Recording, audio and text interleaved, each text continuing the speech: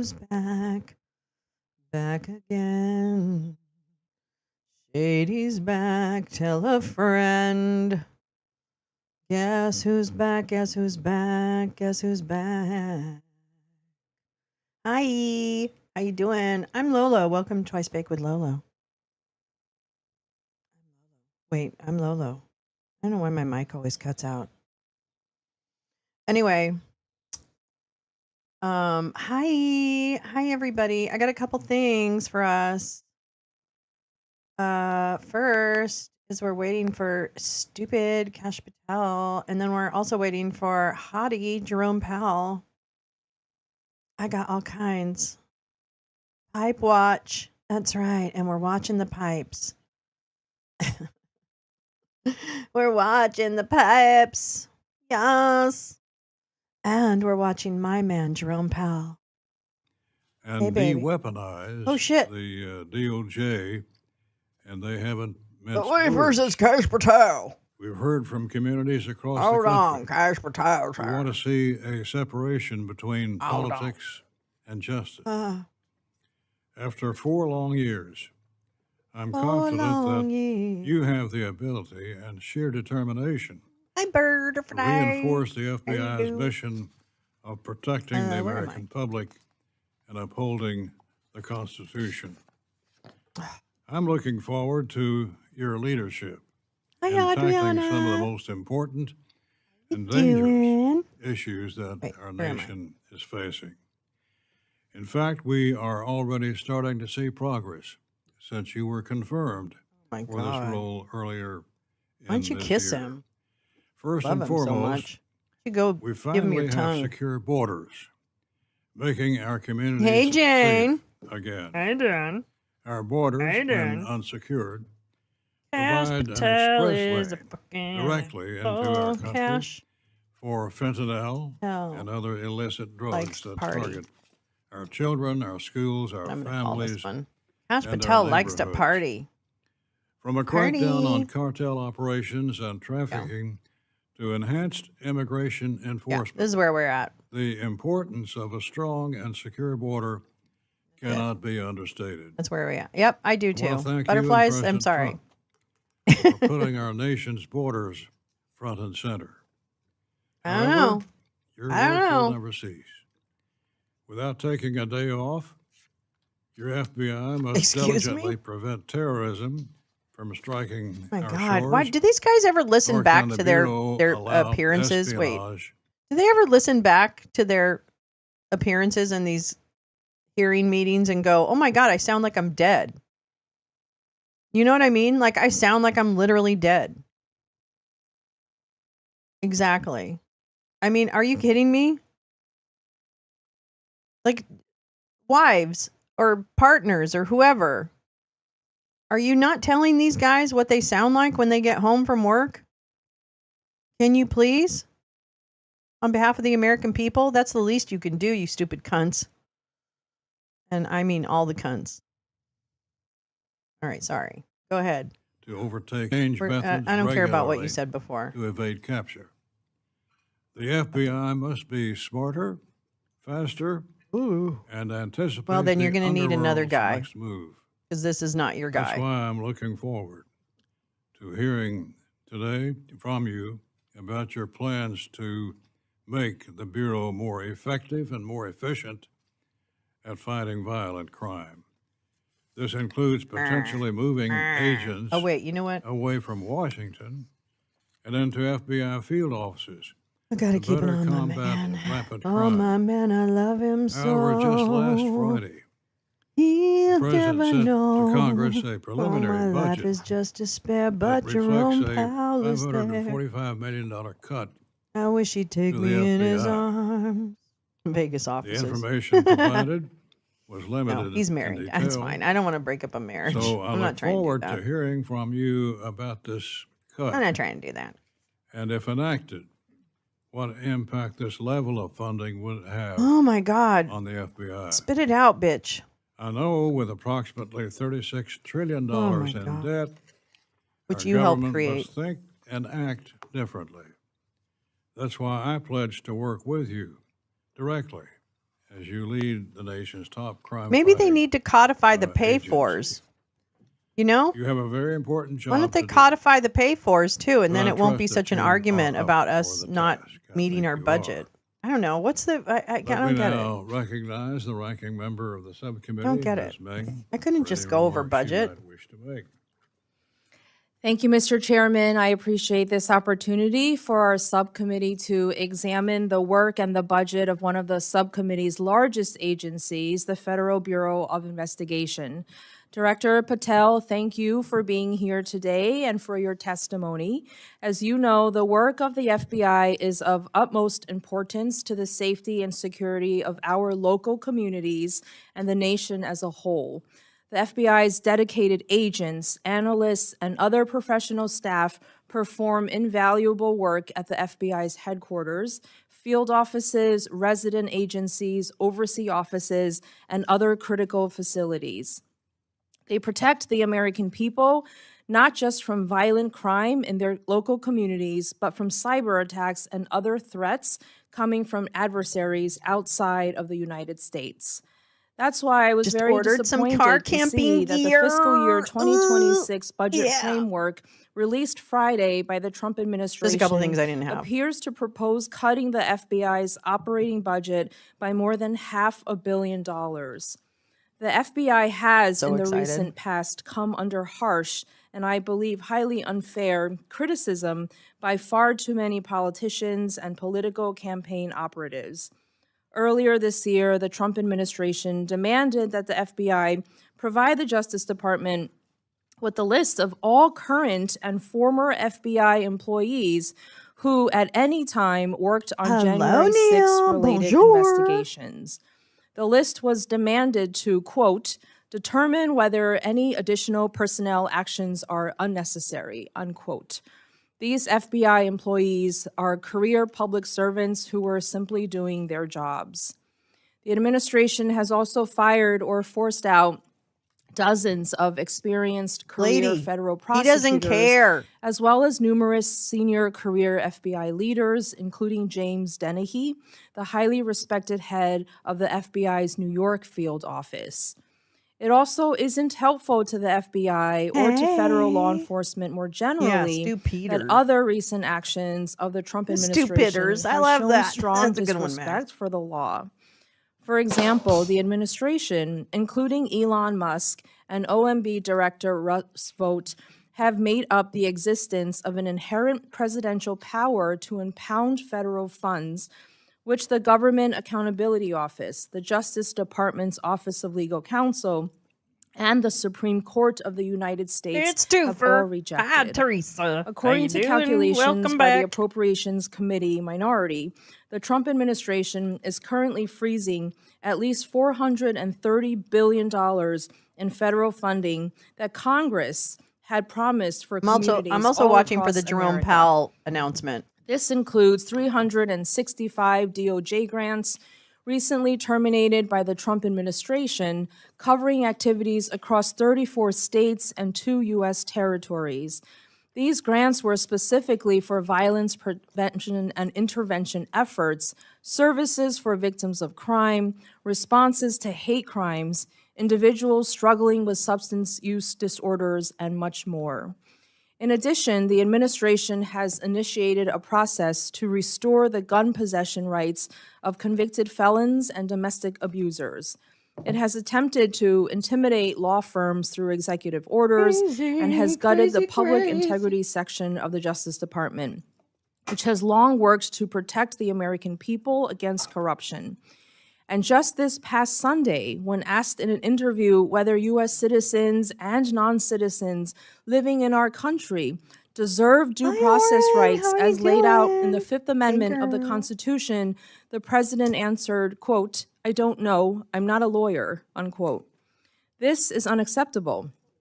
The president and his administration must always lead by example by obeying and enforcing the U.S. Constitution and federal laws. With an annual operating budget of more than $10 billion, it's entirely appropriate that this subcommittee, which provides the FBI with its funding every year, exercises strong oversight over the Bureau, its leadership, and its work. Director Patel, I look forward to your testimony today and to your answers to our questions. Thank you, Mr. Chairman. I yield back.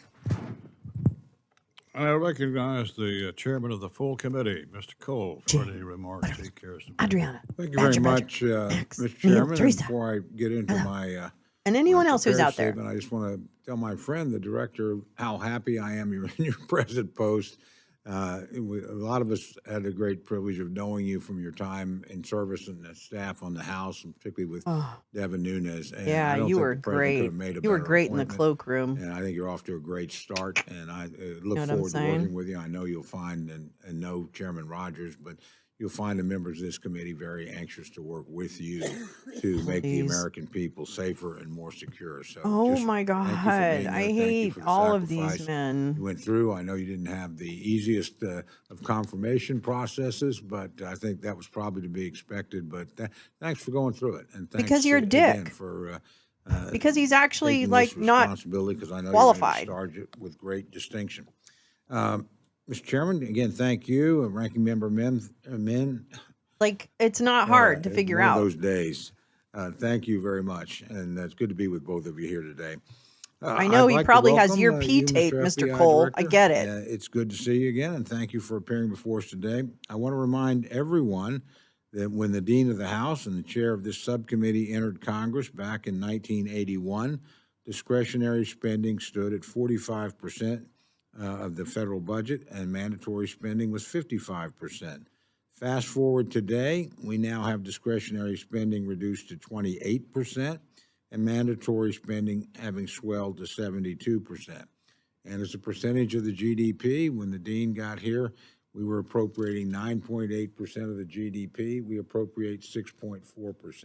That's the true. GDP That's true. today. Mr. Cole's I tape might simply just be, point you that know, out to say if we have a spending small problem, animal or it's not something. the I appropriations have no idea. I committee, don't know. where the problem is. We've actually reduced the amount of the resources of the American people we've taken to discharge our responsibilities. I don't and make the dean's rules. Been a big, I big don't. I part don't of make that. the rules. Wouldn't have happened without Sorry. it. The president has delivered, obviously, a starting point for this process of appropriations with his recent FY26 blueprint. Congress will now analyze the submission and use hearings to evaluate priorities moving forward, as we're doing here today. I would remind everyone, and certainly How are you okay with the racist policies of this administration, sir? The quicker we can get a full budget, the better off we'll be. That would be my question over and over again. How are you comfortable with the racist policies of this administration, sir? And I always say it's nobody's fault. Every new administration, it takes time to get people approved, takes time to get people.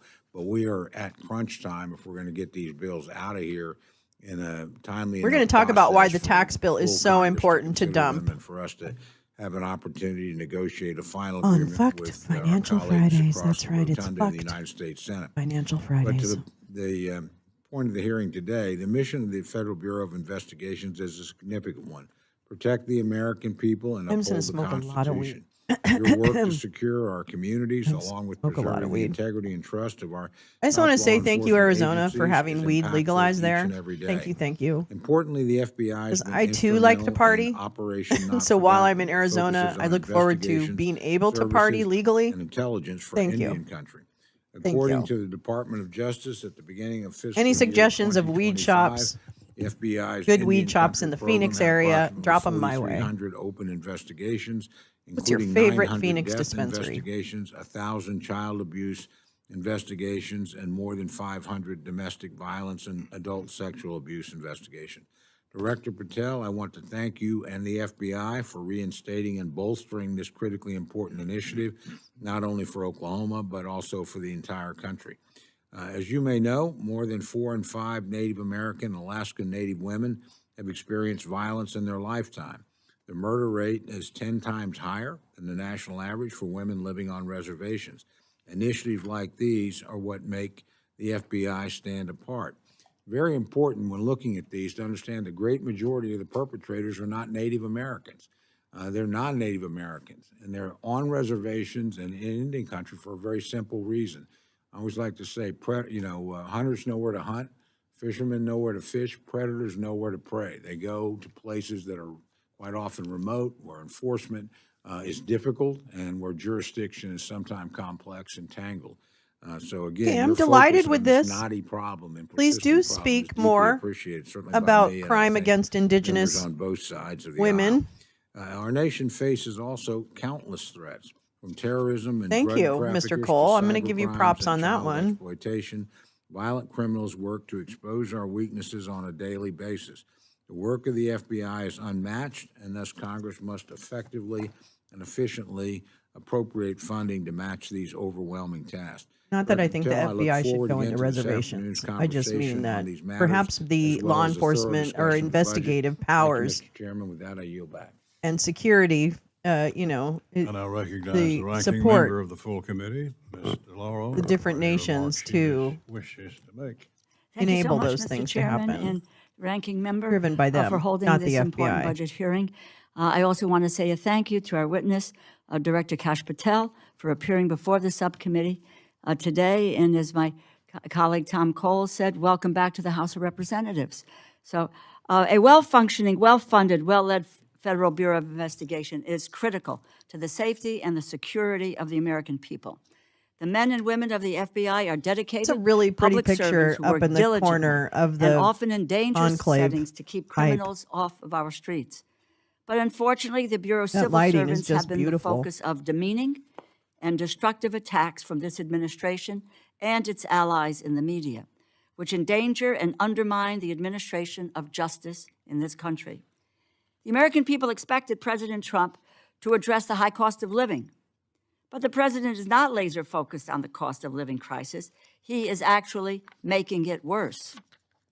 Instead, he put Elon Musk and billionaires in Like, charge I feel of our like for government, these things, and they are I want attacking to write civil the servants who questions are I would not ask loyal if I to were him, in but Congress. to the Constitution I think I'll do that. and to the rule of law. What would I ask? This administration is deliberately undermining agencies that I protect like to think the about that American sometimes. people. What's the question that's The not being president is more asked? focused on attacking political opponents than attacking high prices for everyday essentials. And the American people are paying the cost while the president embarks on an agenda of revenge, retaliation, and retribution. And he is attempting to wield the FBI to those ends. Undue political pressure from the White House to investigate political opponents or to quash investigations of political allies threaten the Bureau's credibility and the very foundations of the rule of law. The FBI director must shield the Bureau and the rule of law from political pressure, not act as an instrument for implementing the president's political hit list. President Trump's immediate removal of senior officials at the FBI upon his taking office strikes me as an especially naked attempt to purge the Bureau's ranks of anyone who does not profess loyalty to the president. This happened the day after you told members of the United States Senate, and I quote, "There will be no politicization at the FBI. There will be no retributive actions taken by any FBI should I be confirmed as FBI director," end quote. The administration's retaliation against those who helped bring violent January 6 insurrections to justice and the ensuing dismissal of the head of the FBI's New York field Thanks, office Pat. under your watch puts that pledge in doubt. Quite frankly, the Bureau's leadership appears at best somewhere between A acquiescent lot of them sound to the like they're president's, totally hungover. Like, that's why I'm like, retributive do they urges listen to and in themselves when absentia. they go home at night? By instilling I a would. culture of fear and retaliation, you're undermining the Bureau's employees and undermining the Bureau's ability to stave off terrorist attacks and keep violent criminals off of our streets. The FBI plays a critical role in intelligence gathering and analysis. The FBI does not bring just criminals to justice, it foils terror plots. With a weakened and discouraged Bureau workforce, Americans are less safe because of this administration. Even though we received President Trump's concepts of a budget plan on Friday, we are now into May without a real budget from the White House. I'm eager to learn about how the FBI would continue to fulfill its mission with a proposed $545 million cut What, to Teresa? salaries and expenses, especially with the suggestion that the Bureau should reduce or eliminate, quote, duplicative intelligence activities that are already effectively housed in other agencies, end quote. If the Bureau plans to cut intelligence analysts, at the What could same go time wrong? other intelligence agencies are enacting broad cuts to their workforces, the administration will be making our government and the American people more susceptible to violent criminals and to terrorist attacks. The FBI exists to protect Americans from criminals. The American people deserve assurance that everyone will be treated fairly and equally under the law. They are not seeing that from the Trump administration's FBI under your leadership, and we must receive clear and convincing answers as to why that is. I look forward to your testimony, and I yield back. Mr. Director, it's a pleasure to welcome you to the Congress. You're no stranger here. Oh my God.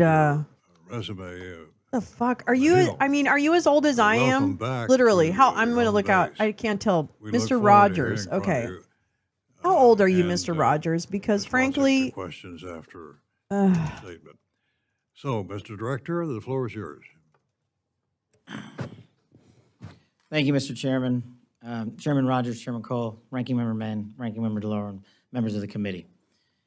It is an extreme honor and a privilege to be sitting here today as the 9th Director of the FBI. President Trump has set some priorities out and a new focus for federal law enforcement.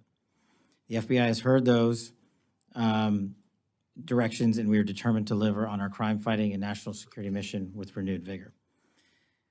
I'd like to highlight just a few things the FBI has undertaken in the few short months that I've been at the helm. We have apprehended 3 of the FBI's most top 10 wanted fugitives in the world, 3 in less than 3 months.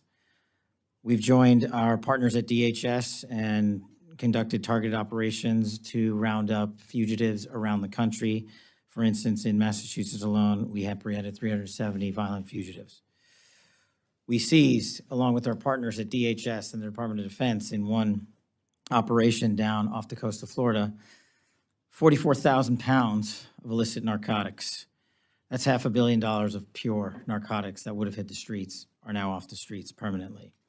And as part of Operation Allied Corridor, we've targeted approximately 3,000 illegal aliens with ties to criminal organizations who are eligible for deportation or removal. Children. Today, as we talked about with the Attorney General in Operation Restore Justice, prioritizing crimes against children is a priority of mine and will continue to be of the FBI. Just this morning, we announced that we executed over 450 search warrants and have rounded up in the last month alone over 400 individuals who choose to enact acts of violence against our children. 205 in the last week alone, to include individuals in positions of trust, such as teachers and law enforcement officers. They are committing some of the most heinous crimes against the most innocent of our society, and we will not tolerate it. It will remain a priority for us. As we double down on criminal threats, we're never going to stop pursuing the mission of defending the homeland. Foreign spies are trying to steal our technology, are trying to steal our agricultural products and seeds. Cyber actors are looking to infiltrate our networks on a daily basis from all parts of the world, and foreign and domestic terrorists continue their plotting, both here and overseas. It's hard not to overstate what was the that guy's operational name that tempo was sitting the in FBI for must Rogers? act and will continue to act since I've been at the helm of these last 3 months. The mission is a no-fail mission. It was because if we reported fail, up then Kash American Patel's lives will be butt, endangered or Badger. lost. Every operation we run comes with one end state in mind: to disrupt or stop criminal activity or threats to the homeland. It's not I that do the work of the FBI. It's the agents, the intel analysts, the SOS, and the support staff throughout our field offices All the people I just that take it to fired. the streets every single day. Wait. It's our linguists who translate and transcribe from dialects that Did most someone say people on Earth tiny don't hands? even know about, in offices on a 24/7 basis, so that our search warrants can be signed out, so that our arrest warrants can be signed and approved by judges. It's the everyday women of the FBI across the country, many of whom I've gotten to meet in my short time, and prior to that, in my time as a terrorism prosecutor, worked hand in glove with them, both here in America and overseas. Our Joint Terrorism have Task ashes Force on, is the but- heartbeat of what defends this country from domestic and international threats of terrorism. Every one of our 55 field offices has a Joint Terrorism Task Force situated in almost every single state in this country, covering every single state in this country. We've stopped many plots, including against Oh, who's targeting energy Lolo facilities on? in What Baltimore. am I on? And What's of course, Lolo on? the tragic Wait, what? New Orleans Lolon. day I bomb, love Lolon. terrorist attack. One of our I initiatives, am of Lolon. course, No, is this to is continue Lolon. to fight against I am illicit fentanyl Lolon. trafficking and narcotics Do not trafficking mess into with the country. me. Every 7 minutes in this And do country. you know who else as is of here? last Let me year, tell you an who else is individual here. We have a American special citizen was guest. Hold killed on. from a I've got to drug put one of my overdose. hands down so To it'll that just end, stay there. we have enacted, along I've with our got to do partners this. across the interagency and the Southwest Border Intelligence Center, the Counter Okay, Cartel that wasn't as Coordination smooth as Center, I'd is what hoped we it call would be. the But FBI anyways, C4. you know who else is We here? have Helen Mirren. flexed assets over to that Hi. area and are Hi. using it as a regional Hi. hub Hi, to countermand the everybody. narcotics coming across I'm the Helen southern border. Mirren. It's important efforts like these Good to that not see just you. stop the narcotics traffickers and narco-terrorists from entering our Cash country, but Patel. from pouring drugs He's in. delicious. We must work with the interagency to accomplish this goal. We will work with the interagency to accomplish this goal. It's not an FBI mission alone. Come, get in my belly, Cash. I'm Helen Mirren. That's right. I said And one I'm of my Helen first Mirren. actions God as damn it. director, Oscar winner, I gave BAFTA my winner, agents and intel analysts Tony an opportunity to probably, go out and maybe serve an in the field. Emmy. And many of those Oh, that's individuals it. Oh, I took that love it. opportunity Lolon and rhymes have with Solon, one of the requested to be seven sages redeployed agrees. into the field, Hell yeah. into every one of your That's states. right. I find you very across this sagey, country. Lolo. I really do. Well, We thank are you, moving more Helen than 1,000 Mirren. Gosh, I really positions appreciate that. I'm outside so of the glad you could Washington, join us D.C. today. area. Did you And that's come not the just for Washington Cash field Patel? office I did of Hoover actually. alone. It's what Thank we you call for the NCR, asking the me. National I was Capital so Region. glad when you let me know that Cash Patel would Approximately be on. I find him so delicious. 11,000-ish FBI employees Well, of the 37,000 thanks again, currently Helen, employed for work coming inside today. the I really NCR. appreciate it. We need Maybe we'll some of see you those later. Okay, field I know you're going to go lay operatives down. out in the All field. right, We take need some care. of those All right, bye. intelligence analysts out in the field. We need their expertise in your states, in your counties, in your towns. Because Helen the Mirren threats to almost this country fell. in 2025 is every day. David. And we cannot quarterback that David, mission from don't be Washington, D.C. naughty. alone. We will remain Don't be here in naughty. Washington with the cadre we need to support the field Helen offices. Mirren, she does. It Absolutely. cracks me But up. we need to embolden our efforts. What the hell is that? Oh, I know what it is. Hold on. It's the Fed chair. He has his own music. We're also, Weird flex. under my leadership, looking to Weird flex with the lo-fi cut music waste, there, fraud, and Jerome abuse. Powell. We have found duplicative line item contracts already within the FBI, and we don't want to waste taxpayer dollars. Helen at is the Bureau. hot.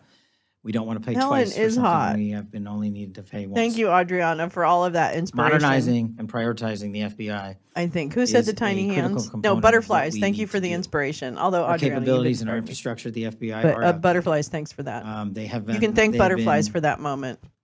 the opposite of streamlined. An agent in our field office in El Paso does not have the same toolkit as an agent in our field offices covering the Dakotas as our agent in New York City. And so what does it That's mean? unacceptable to me. We will Okay. fix that. All right, fix But it. building this new infrastructure is boss. going to take not just a public effort, it's going to take a public-private partnership engagement, which Oh, we have already executed on. Members of this committee are important, critical partners Wait, what? to the fight Who? against crime Who's your in this private country partner? and to defending our homeland. And you know better than anyone that our Who's your no-fail private mission partner? continues and can't Oh, he continue always wears without mafia your suits. investment and your support. I rely on your He's like expertise. 15 years I rely on our behind in conversations that I style. have with you here and offline to tell me where the Lolo problem is on sets it. are in What do this you country, because I mean? don't What know do where you they are. mean, Teresa? And then Teresa, we are can you deploy okay? assets to attack the growing problem sets. Our enemies are getting more and more creative by the day. And we need to keep Oh, up not just with the Palantir. intelligence, Yeah, I don't but know. with you. I would Who assume, represent yeah. the men and women in the I would in assume. the United States across this Clearview country who have the AI. ground level knowledge that we need to help fight this message. Without the Anduril. funds to get ahead of our Anduril. adversaries, I don't know how you say that. I agree, we Anduril? risk making trade-offs that will jeopardize the safety of All Americans. these fucking So it's my commitment to you to work with you unfuckables. during this appropriations Using process Tolkien to address language. budgetary needs, weird. shortfalls, and also Weirdos. think innovatively to make sure we know. fund the FBI for a future. Thank you very much. He's a gangster. He's just like a. Thank you, Mr. He's Director. not. You know what? He's like a We will pretend proceed gangster. under the, You know, like a minute larper. Now, rule. who's this dude? I need to know who And this to guy begin is. with, I It's not recognize Rogers. He's myself. sitting in for someone. You have to say it in the me- evil elfish. Say this. What's this fucker's name? Does anybody on know? the, I just tried to Google him and I can't. He looks like printed every out other pasty white page guy that that has like a last little bit few of red in hours. his face. I think one of the largest, if not the largest, seizure. What the fuck is this of idiot's fentanyl name? Drugs. What can you say about that operation? Can you speak into the We microphone, seized- you Mr. stupid Chairman, I fuck? believe what you're referring to is a 6 kilogram seizure of fentanyl in Kentucky I don't know, that Teresa. It's so cute, constitutes an though. amount of fentanyl that can kill 500,000 Americans. And that's just one of the seizures that we have conducted throughout this country because the fentanyl crisis. I know, but he's in the sitting in United for States of Mike America Rogers, has who's the not been chair. countermanded. Unfortunately, I know that. This time last year alone, Wait. 620 kilograms. Wait, my babe, the Squarely hottie. focused on achieving our dual hottie. mandate goals of maximum yeah, employment fuck yeah, and stable baby. prices for the Come on, benefit come of to the American mama. people. Despite heightened uncertainty, the economy is still in a solid position. Oh, The baby. unemployment rate remains low, and the labor market is at or near maximum We'll come back, employment. don't worry. Inflation has come down a great deal, Oh! running somewhat above our 2% long objective. Listen, fucker. Stop it. In support of our goals, today the Federal Open Market Committee decided to leave our policy interest rate unchanged. The risks of higher unemployment and higher inflation appear to have risen, and we believe that the current stance of monetary policy leaves us well positioned to respond in a timely way to potential economic developments. I will have more to say about monetary policy after briefly reviewing economic developments. Pardon me. Following growth of 2.5% last year, GDP was reported to have edged down in the first quarter, reflecting swings in net exports that were likely driven by businesses bringing in imports ahead of potential tariffs. This unusual swing complicated GDP measurement last quarter. Private domestic final purchases, or PDFP, which excludes net exports, inventory investment, and government spending, grew at a solid 3% rate in the first quarter, the same as last year's pace. Within PDFP, growth of consumer spending moderated, while investment in equipment and intangibles rebounded from weakness in the fourth quarter. Surveys of households and businesses, however, report a sharp decline in sentiment and elevated uncertainty about the economic outlook, largely reflecting trade policy concerns. It remains to be seen how these developments might affect future spending and investment. In the labor market, conditions have remained solid. Payroll job gains averaged 155,000 per month over the past 3 months. The unemployment rate at 4.2% remains low and has stayed in a narrow range for the past year. Wage growth has continued to moderate while still outpacing inflation. Overall, Moderate a means wide set of indicators suggest that plateau or go conditions in down. the labor market are broadly in balance and consistent with maximum employment. The labor market is not a source of significant inflationary pressures. Inflation has eased significantly from its highs in mid-2022, but remains somewhat elevated relative to our 2% longer-run goal. Total PCE prices rose 2.3% over the 12 months ending in March. Excluding the volatile food and energy categories, core PCE prices rose 2.6%. Near-term measures of inflation expectations have moved up, as reflected in both market and survey-based measures. Survey respondents, including consumers, businesses, and professional forecasters, point to tariffs as the driving factor. Beyond the next year or so, however, most measures of longer-term expectations remain consistent with our 2% inflation goal. Our monetary policy actions are guided by our dual mandate to promote maximum employment and stable prices for the American people. At today's meeting, the committee decided to maintain the target range for the federal funds rate at 4.25% to 4.5% and to continue reducing the size of the balance sheet.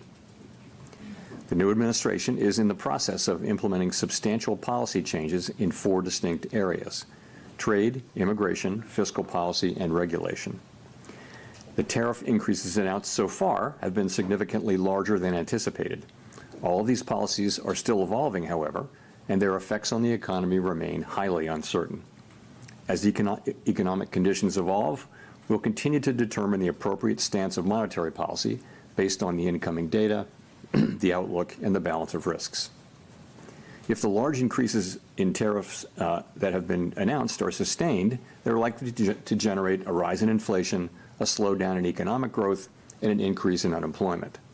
The effects on inflation could be short-lived, reflecting a one-time shift in the price level. It is also possible that the inflationary effects could instead be more persistent. He knows Avoiding that's that outcome the will latter depend is on the true. size of the tariff effects, on how long it takes for them to pass through fully into prices, and ultimately on keeping longer-term inflation expectations well anchored.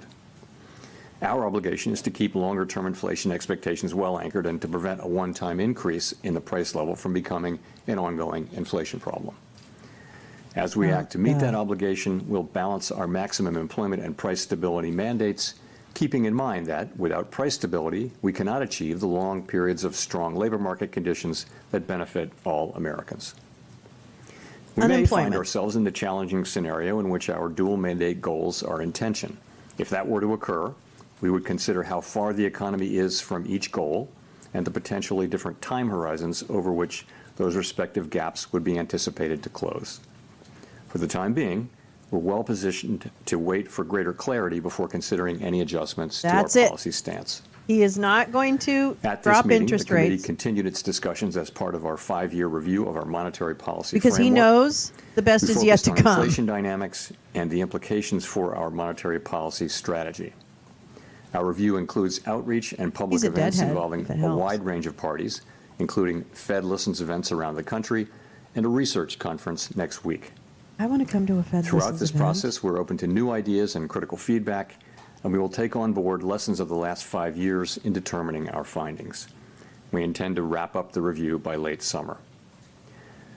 The Fed has been assigned 2 goals for monetary policy: maximum employment and stable prices. We remain committed to supporting maximum employment, bringing inflation sustainably to our 2% goal, and keeping longer-term inflation expectations He knows well it's anchored. fine to surf on this Our data success right in delivering now on these goals matters to because all nothing has Americans. really taken such We a deep understand that our effect. actions affect communities, families, and businesses across the country. Markets have somewhat Everything we do is corrected. in service to our public mission. Somewhat. We at the People Fed still will do have everything lost we can money. to achieve our maximum employment and price stability goals. Thank you. I look forward to your questions. Steve Leisman, CNBC. Thank you, Mr. Chairman, for taking my question. A lot has happened since the last meeting. There's been tariffs put on, tariffs taken off, and meanwhile, there's a bill advancing in Congress. And I just wonder if I could press you on the last part of your statement. Are you any closer now to deciding which side of the mandate is going to need urgent care first? Well, Stable prices so or employment. as we noted in our statement, post-meeting statement, we've judged that the risks to higher employment and higher inflation have both risen. And this, by the way, of course, is compared to March. So that's what we can say.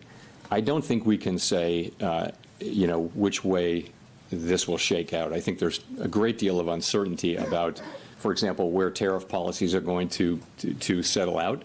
And also, when they do settle out, what will be the implications for the economy, for growth, and for employment? I think it's too early to know that. So, I mean, ultimately, we think our He's policy doing rate the job is he in a good is place supposed to do, whether or not stay you as we await may further agree clarity with on his tariffs and ultimately their capitalistic implications for the economy. Hearing you urges. describe what you're looking for in terms of being able to make a decision, it sounded like that's a long-term process before you sound like you're going to be comfortable, or the committee would be comfortable to act on what the data is telling you. I don't think we know. I think, if you look at where we are today, we have an economy that, if you look through, the sort of distortions in Q1 GDP, you've still got an economy that looks like it's growing at a solid pace. The labor market appears to be solid. Inflation is running just a bit above 2%. So it's an economy that's been resilient and is in good shape. And our policy is sort of modestly or moderately restrictive. It's 100 basis points less restrictive than it was last fall. And so we think that leaves us in a good place to wait and see. We don't think we need to be in a hurry. We think we can be patient. if that's what We're you going to be want watching him to the say, data. I'm sorry. The data may it move really quickly or is. slowly, but Especially in we do these think times. we're in a good Yeah, position Carney where and we Powell are could have a to great let things meeting. evolve. And the thing about Powell is he's very close with all of the central banks across the world. Okay, so and in fact, he probably knows Carney really well from his time at the London, whatever, Central London Bank or whatever. Around 2021 and supply shocks. But there are some who argue that the current situation has notable differences. Energy costs are down, housing imbalances look nothing like they did 4 years ago. Labor demand appears to be gradually cooling with wage growth running below 4%. What do you see right now that could nourish higher inflation beyond a rise in goods prices this year? I think the underlying inflation picture is good. It's what you see, which is inflation now running a bit above 2%. And we've had basically decent readings in housing services and non-housing services, which is a big part of it. So that part, I think, is moving along well. But there's just so much that we don't know. Exactly. I think nobody can plan. and we're in a good position to wait and see, is the thing. We don't have to be in a hurry. The economy has been resilient and is doing fairly well. Our policy is well positioned. The costs of waiting to see further are fairly low, we think. So that's what we're doing. And, you know, we'll see. The administration is entering into negotiations with many countries over tariffs. We'll know more with each week and month that goes by He's part of what gives the world confidence in our we'll know what the effects will be when we start to see credit those rating. things. So we think we'll be They learning. look to I the can't tell you how long it will stabilization, take. the But stableness for now, of it the does seem stability, like rather, of it's the a Fed. fairly clear decision for us to Hi, wait and Easily. see Welcome back. and watch. So when you say that you don't need to be in a hurry, does that mean that could the outlook change in such a way that a change in your stance could be warranted as soon as your next Okay, meeting? what's your break point? You know, as I said, we are comfortable with our policy stance. We think we're in the right place to wait and see how things evolve. We don't feel like we need to be in a hurry. We feel like it's appropriate to be patient. And you know, when things develop, of course, we have a record does of look like that, we can Carrie. move quickly when that's appropriate. But we think right now the appropriate thing to do is to wait and see how things evolve. There's so much uncertainty. If you talk to businesses or market participants Neil, I don't think or he's- forecasters, Oh, Harold everyone Rogers. is just Okay. waiting to see how developments play out, and then we'll be able to make a better assessment of what the appropriate path for monetary policy is. So we're not in that place, and you know, as that develops, and I can't really give you a time frame on that. Janelle. Grazie. Janelle Marte with Bloomberg. So many economists have been pricing in higher odds of a recession, and several are noting that it is more difficult for the Fed to cut rates preemptively given the higher risks for higher inflation. So given the outlook, do you still see a path for a soft landing, and what does that look like?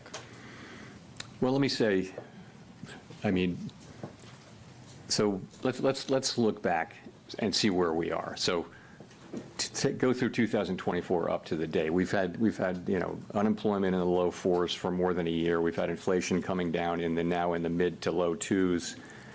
We've had an economy growing at 2.5%. So that is the economy as we see it now. What looks likely, given the scope and scale of the tariffs, is that we will see certainly the risks to higher inflation, higher unemployment have increased. And if that's what we do see, if the tariffs come on, are ultimately Conclave. put in place at those levels, You got to which get we that don't conclave know, knowledge out. then we won't see further progress toward our goals. But we might see a decided we're all delay in experts that. I 'cause think we've seen the movie twice. You know, in our thinking, we would never do anything but keep achieving those goals. But we would, we'll take your at least question. for the next, let's say, year, we would not be making progress toward those goals. Again, if that's the way the tariffs shake out. The thing is, we don't know that. There's so much uncertainty about the scale, scope, timing, and persistence of the tariffs. So that's that. In terms of preemption, you know, I think you can look back at the 2019 cuts as think you're doing the preemptive. I Snatch wouldn't Game say that what we challenge did last today. fall was at all preemptive. If anything, it was Pretty a sure little that's late. what comes first. But I don't know. I could be 2019, wrong. we did cut 3 times, but the situation was you had a weakening Pizza economy and you ball. had inflation at 1.6%. So that's a Right, situation where and you can move we preemptively. Now we have dissed inflation running above target. It has been Robert above target for 4 Langdon. years. Yeah, we dissed It's not so far above target now. Dan And Brown. we have an expectation. So really, we are the conditional experts on the what internet happens, when it comes to that conclave. we'll I'm see just saying. upward pressure on inflation. If you look at where forecasters And we've are, watched they're a all lot of forecasting documentaries. an increase in inflation. So Some of it them makes about and then religion. we've also got you know, forecasts of weakening in the economy, and some have recession forecasts. We don't make No, that had publish to be a joke, forecast Jane, about please. that. Is it? We don't Is that publish true? a forecast Did that Gal? assesses I mean, I know how she said likely a that. Was that recession true? is. But in any case, it's Yes, not a his appointment is situation over where in we can be preemptive 2026. because we actually don't know what the right response to We're to going the to data get. will be until Let's we see. see more data. Colby. let's see, who's going to be the Fed chair after that? Colby Smith It with will the New York be Times. How much weakness does the Steve committee Wynn. need to see, though, in the labor market and the economy more broadly to Yeah, Steve Wynn's lower gonna be interest rates the, again? Is it about a certain it's not a increase in the joke. unemployment rate Oh my over a God. period of time, or perhaps a certain number of negative monthly job reports? I mean, how are you making that assessment? You know, so first of all, we don't see that yet, right? We have 4.2% unemployment, good participation, wages behaving very well. He's got to go on what's in Participation, front I of mentioned him. it at a good level. So He's not you know, gonna with the labor market, preemptively we cut would look at rates. the totality of the data. We'd look at the level of the unemployment rate. We'd look at the speed with which it's changing. We would look at the whole huge array of labor market data to get a sense of whether conditions are really deteriorating or not. And at the same time, we'd be looking at the other side of the mandate. We could be in a position of having to balance those two things, which is, of course, a difficult balancing judgment that we'd have to make. On that No, point we about just stopped balancing, him I for mean, this. You've mentioned that the committee would consider how far the economy And we is hadn't from gotten each that much goal and into the him. time it would take to kind of get back to that point. But what does that mean in practice? I mean, how much of that assessment will be rooted in a forecast versus data dependence? It would be a combination of the two. I mean, let's just say this would be a complicated and challenging judgment that we would have to make. Yeah, we're not in this situation, but the situation is if the two goals are in tension, so let's say that unemployment is moving up in an uncomfortable way, and so is inflation. Not the situation we're in, hypothetically, but we would look at how far they are from the goals, how far they're expected to be from the goals, what's the expected time to get back to their goals. We'd look at all those things and make a difficult judgment. And that's in our framework. It's always been in our thinking. You know, we haven't faced that question in a very long time. So, Well, hold again, on to your butts. Difficult judgment to make, and not one that we face today, and we may never face it. We may never face, but You know, we have to I think we probably keep it in our thinking now. Thank you. Edward Lawrence with Fox Business. So we had the CPI report that came out that showed month over month the Consumer first Price decrease Index. in inflation in about 3 years. The jobs report, you said, solid, that we saw. At the same time, we have those new tariffs that we're living under. So given this, should the Federal Reserve be cutting rates at all this year?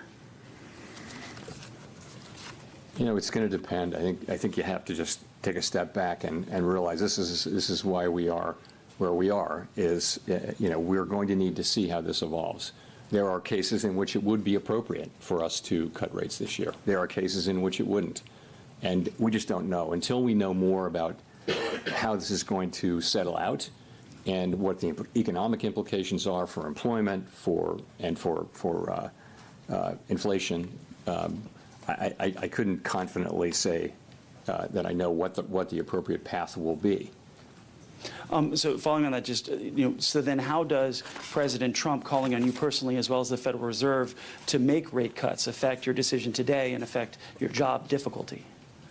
Doesn't affect our doing our job at all. So we're always going to do the same thing, which is we're going to use our tools to foster maximum employment and price stability for the benefit of the American people. We're always going to consider only the economic data, the outlook, the balance of risks, and that's it. That's all we're going to consider. So it really doesn't affect either our job or the way we do it.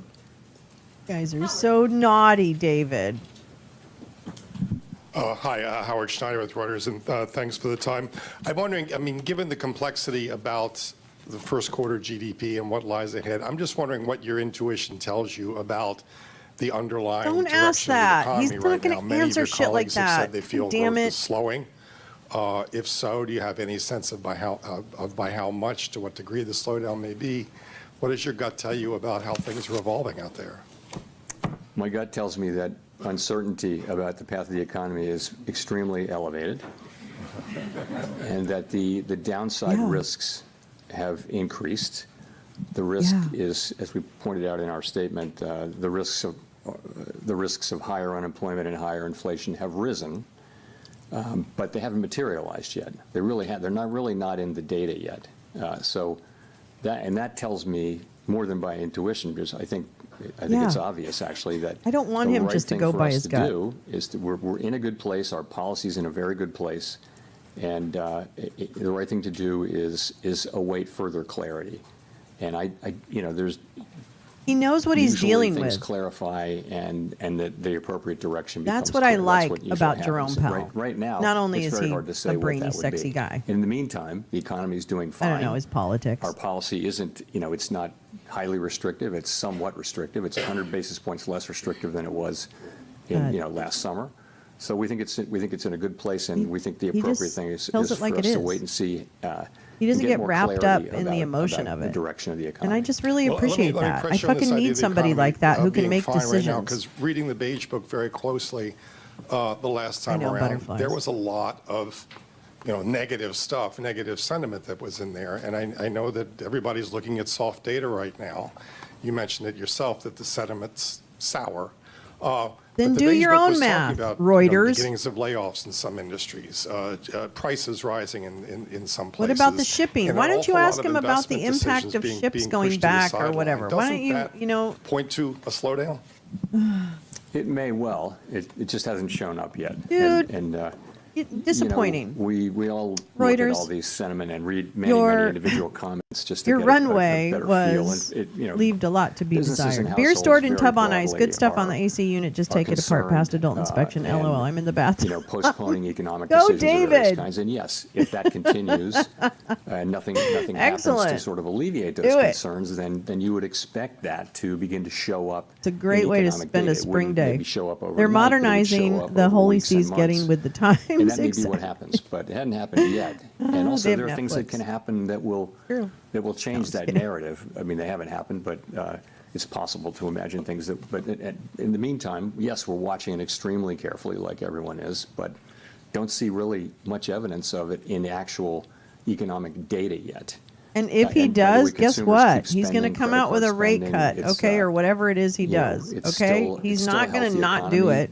Albeit one that He's is not the Merrick shrouded Garland in of some very Janet downbeat Yellen's. sentiment on the part of Okay. people and businesses.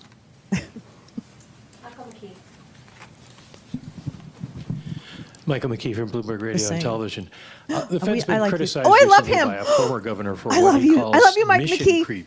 You take on more problems, use Fucking more love him. tools, and then end up building tools to deal with the favorite. fallout of those tools, which then makes it a given that you will act more aggressively in the future.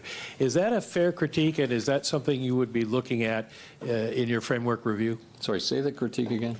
That the Fed has been involved in mission creep, gets involved in using too many new tools to deal with problems and to go too far. Is that something that the critique was based Oh, no, around I the know, fact that Jane. you did I see it. QE and I see QE and QE Sure. and went beyond the narrow confines of your mandate? So, well, I mean, there are a couple. That's not really beyond the confines of our mandate. Look, I would say this: we did things. Essentially, we're on an emergency footing for a couple of years in the pandemic, and it's very fair and very welcome for people to look back over what we did and say, hey, you could have done this better and different. And one thing we hear a lot is we could have explained QE a little better. We did think we were explaining it in real time. I completely accept the thought that we could have explained it better. There's a lot of thinking that we went on too long with QE. I can tell you that the reason we did was we were concerned that we didn't want a Quantitative tightening easing. a sharp tightening in financial conditions at a time when we thought the economy was still vulnerable. And so we did hold on for a long time to QE, and we, of course, tapered and everything. And then we immediately went into QT, and, we're down a couple of trillion. But I get we certainly, with the benefit of hindsight, could have tapered earlier or faster.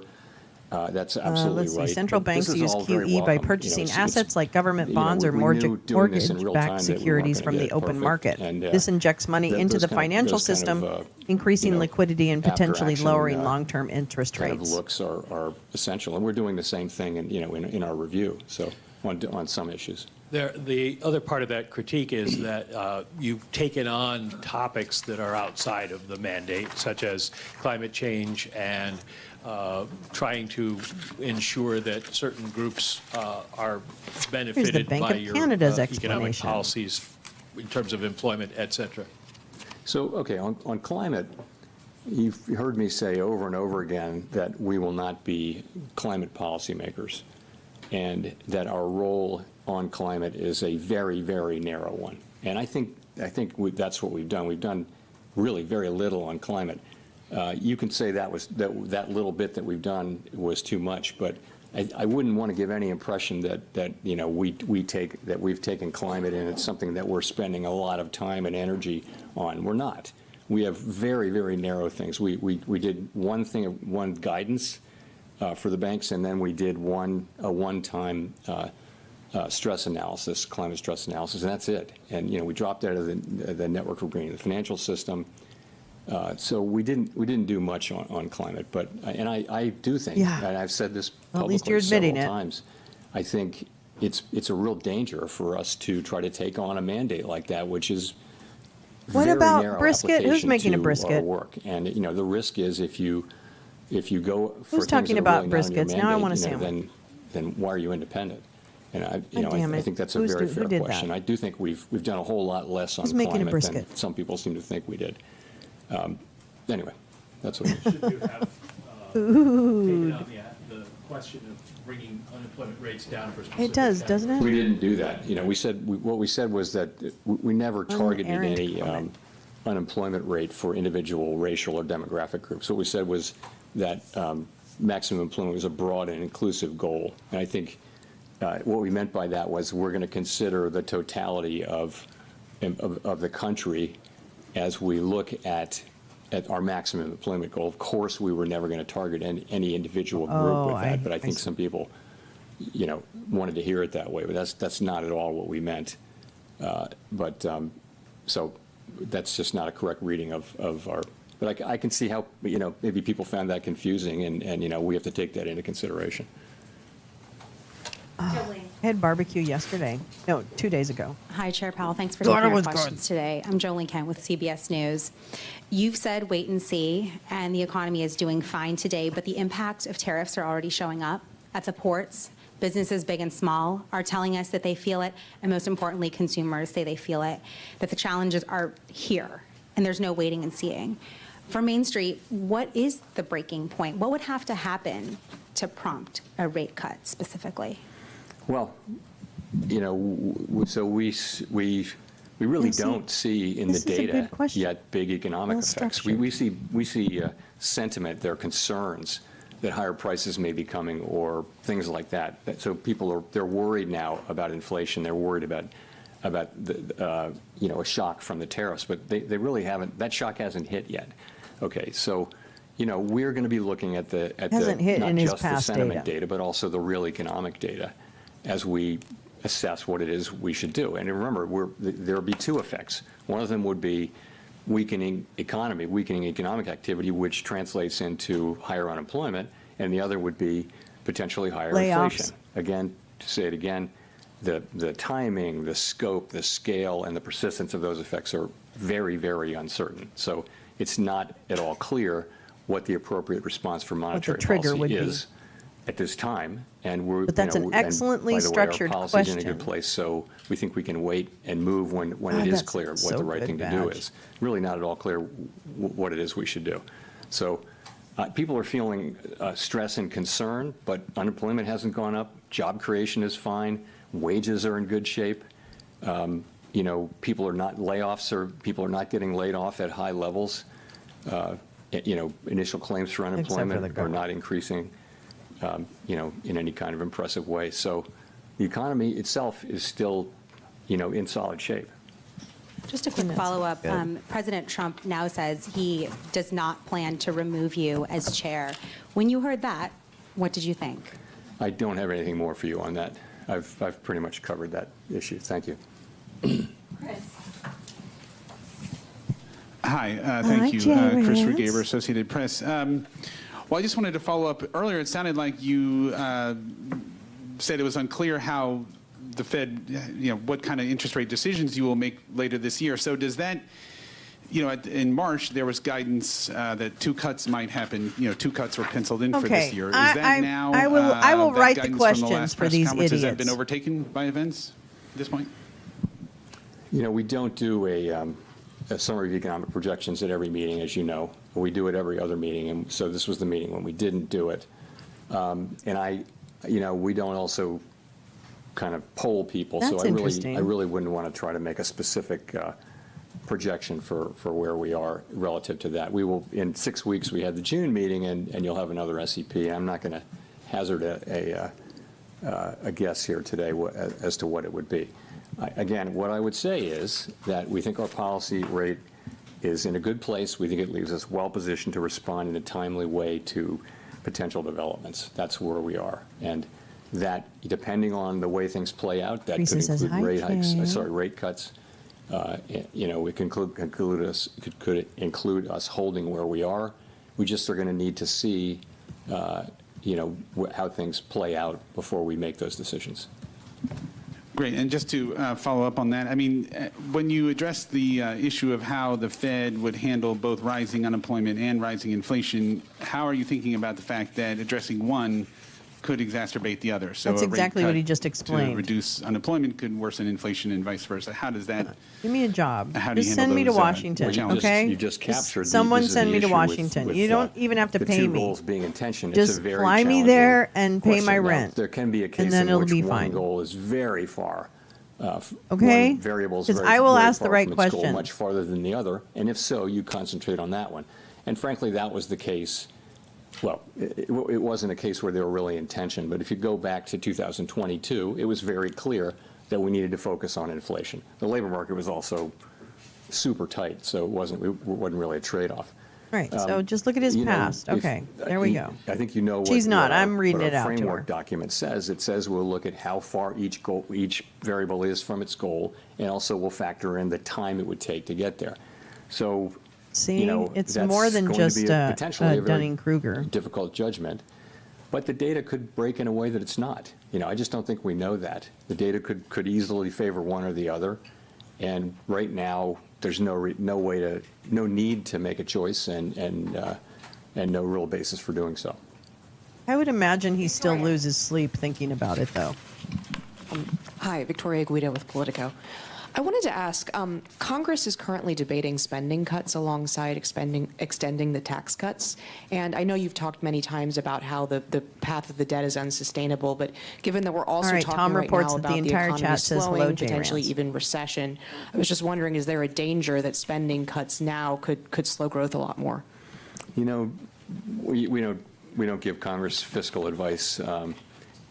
They're going to do. We take what they do as a given, and we put it in Jen our models Griffey? and in our Oh our my assessment of God, the Jen economy. Griffey, So I when the wouldn't wanna, fuck did you get in here? I love you. speculate on that. At least I mean, I think however we do many know that minutes the ago. debt is on an 2 minutes unsustainable ago. level, on an unsustainable Sister. path. Not at an I unsustainable love level, you, but an girl. unsustainable I love path. you. I love you. I love you. And it's on Congress to figure out We got how major to, emojis how to happening get here. us back on a sustainable path. Brisket, and, it's I mean, not no. to us to give them advice.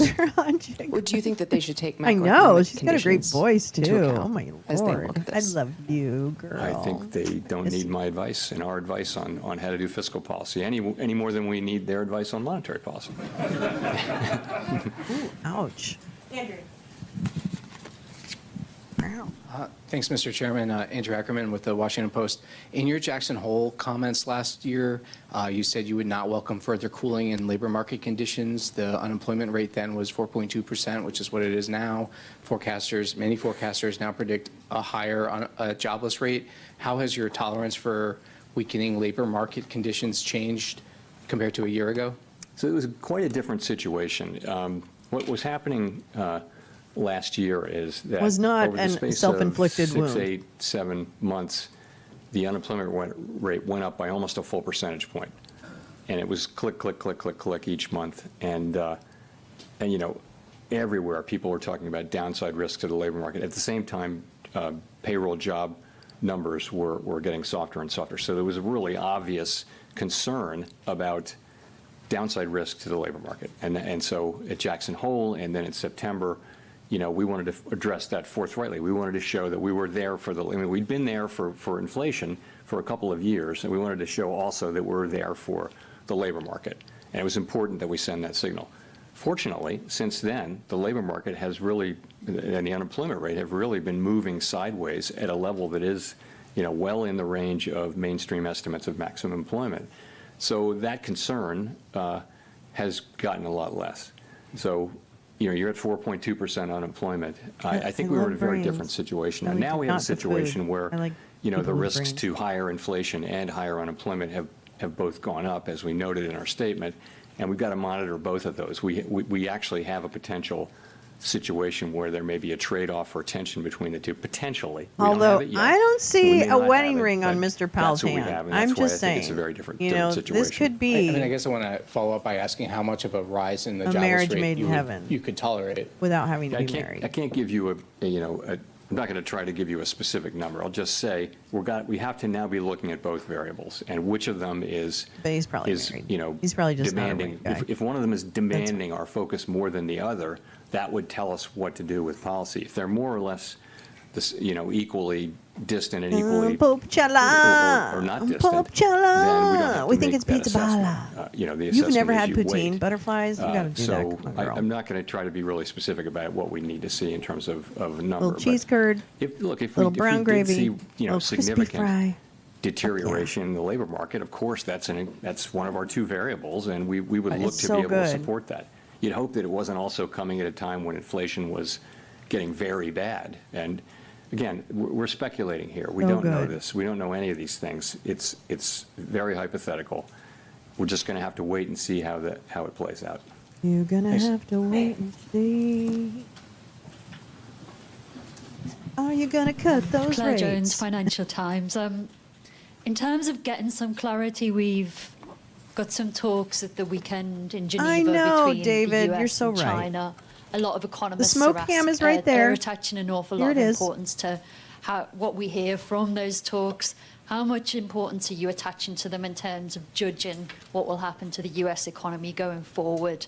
And just in a similar vein, some economists are saying it's days, not weeks, that we have until we There you start to go. put the US economy at risk of seeing the sort of pandemic era shortages and higher prices if we don't kind of soothe relations between I the hope it's US not and a China. So conservative. it'd be good to have your I view on want, that too. whoever Jay Rance So, wants is who these I are want. not talks that we're That's in any what I way said this involved morning, in, and so I'm I really standing by can't it. comment directly on them. So, but what I will say is this, we had, coming out of the March meeting, the public generally had an assessment of where tariffs were going, and then April 2 happened, and it was really substantially larger than anticipated in the Like forecast. fucking that I had seen and in our Exorcist. I don't forecast. remember who Jay So- Rance wants. And now Damn we, it. And now we have we're in a new phase where it seems to be we're entering a new phase where the administration is beginning talks with a number of our important trading partners, and that has the potential to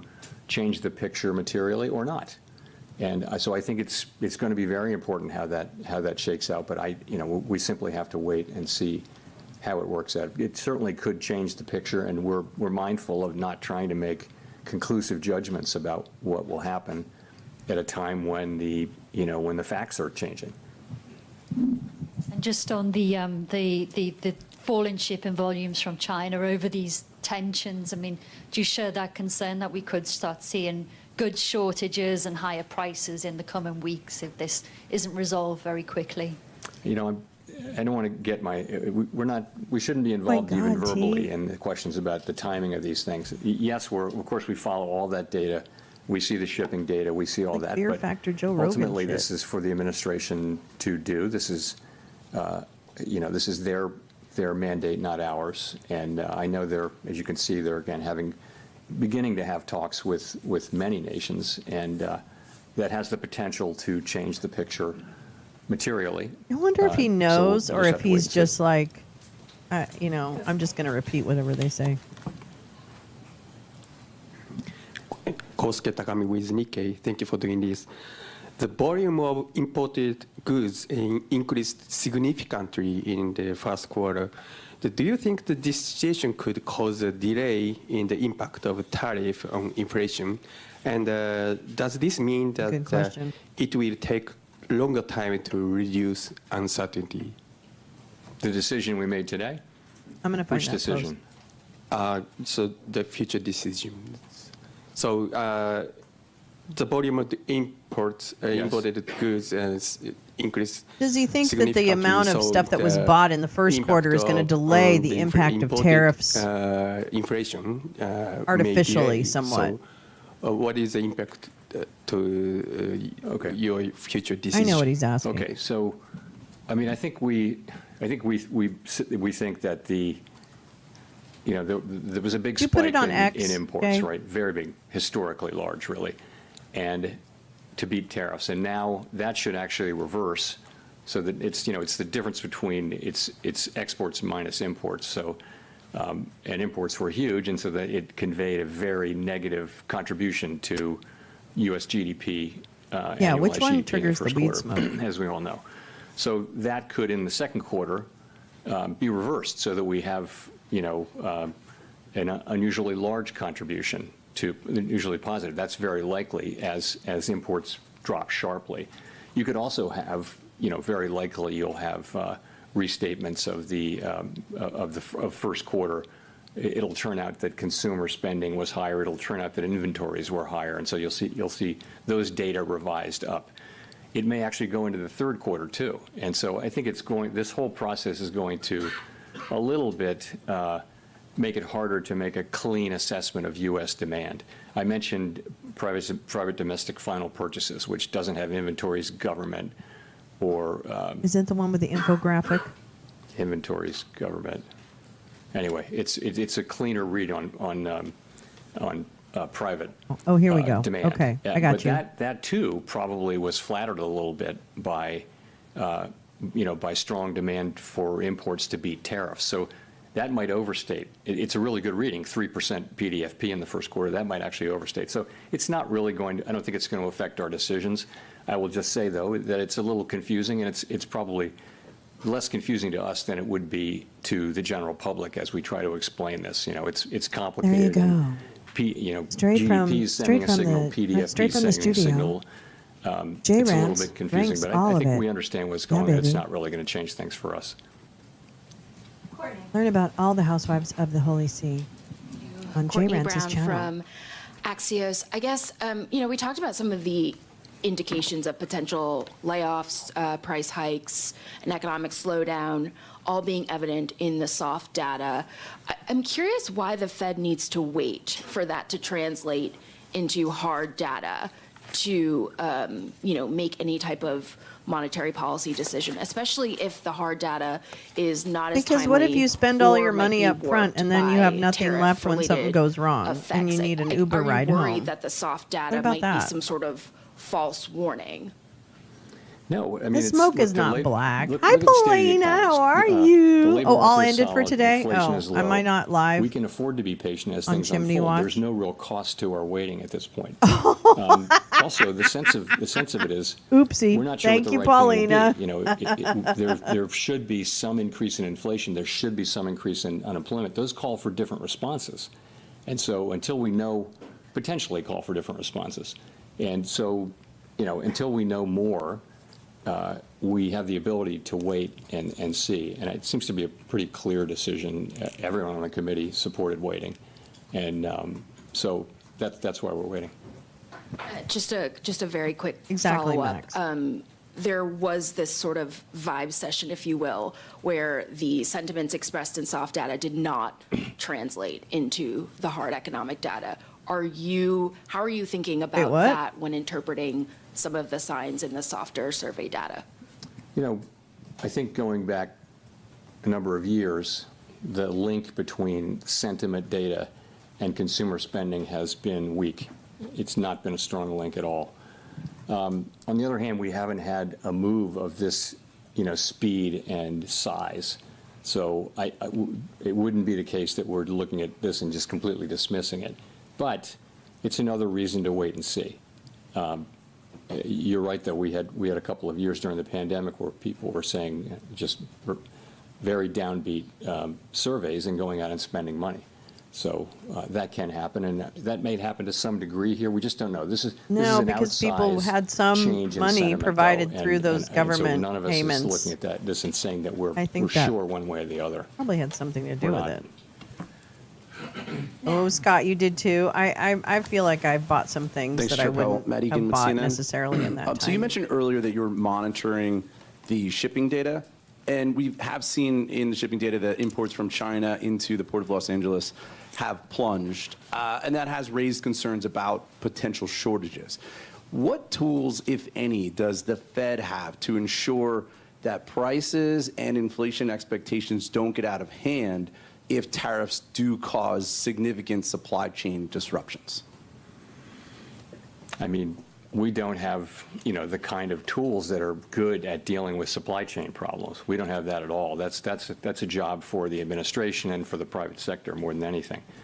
What we can do with our interest rate tool is we can be more or less supportive of demand, and that'd be a very inefficient way to try to fix supply chain problems. But we don't see the inflation yet. We're of course reading the same stories and watching the same data as everybody else. And,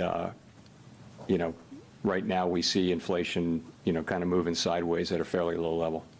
If I could follow up on that, President Trump has indicated that he will likely name a replacement for you when your term as chair expires next year. But your position on the board runs through January 2028, I believe. Would you consider remaining on the Fed board even if you're no longer chair?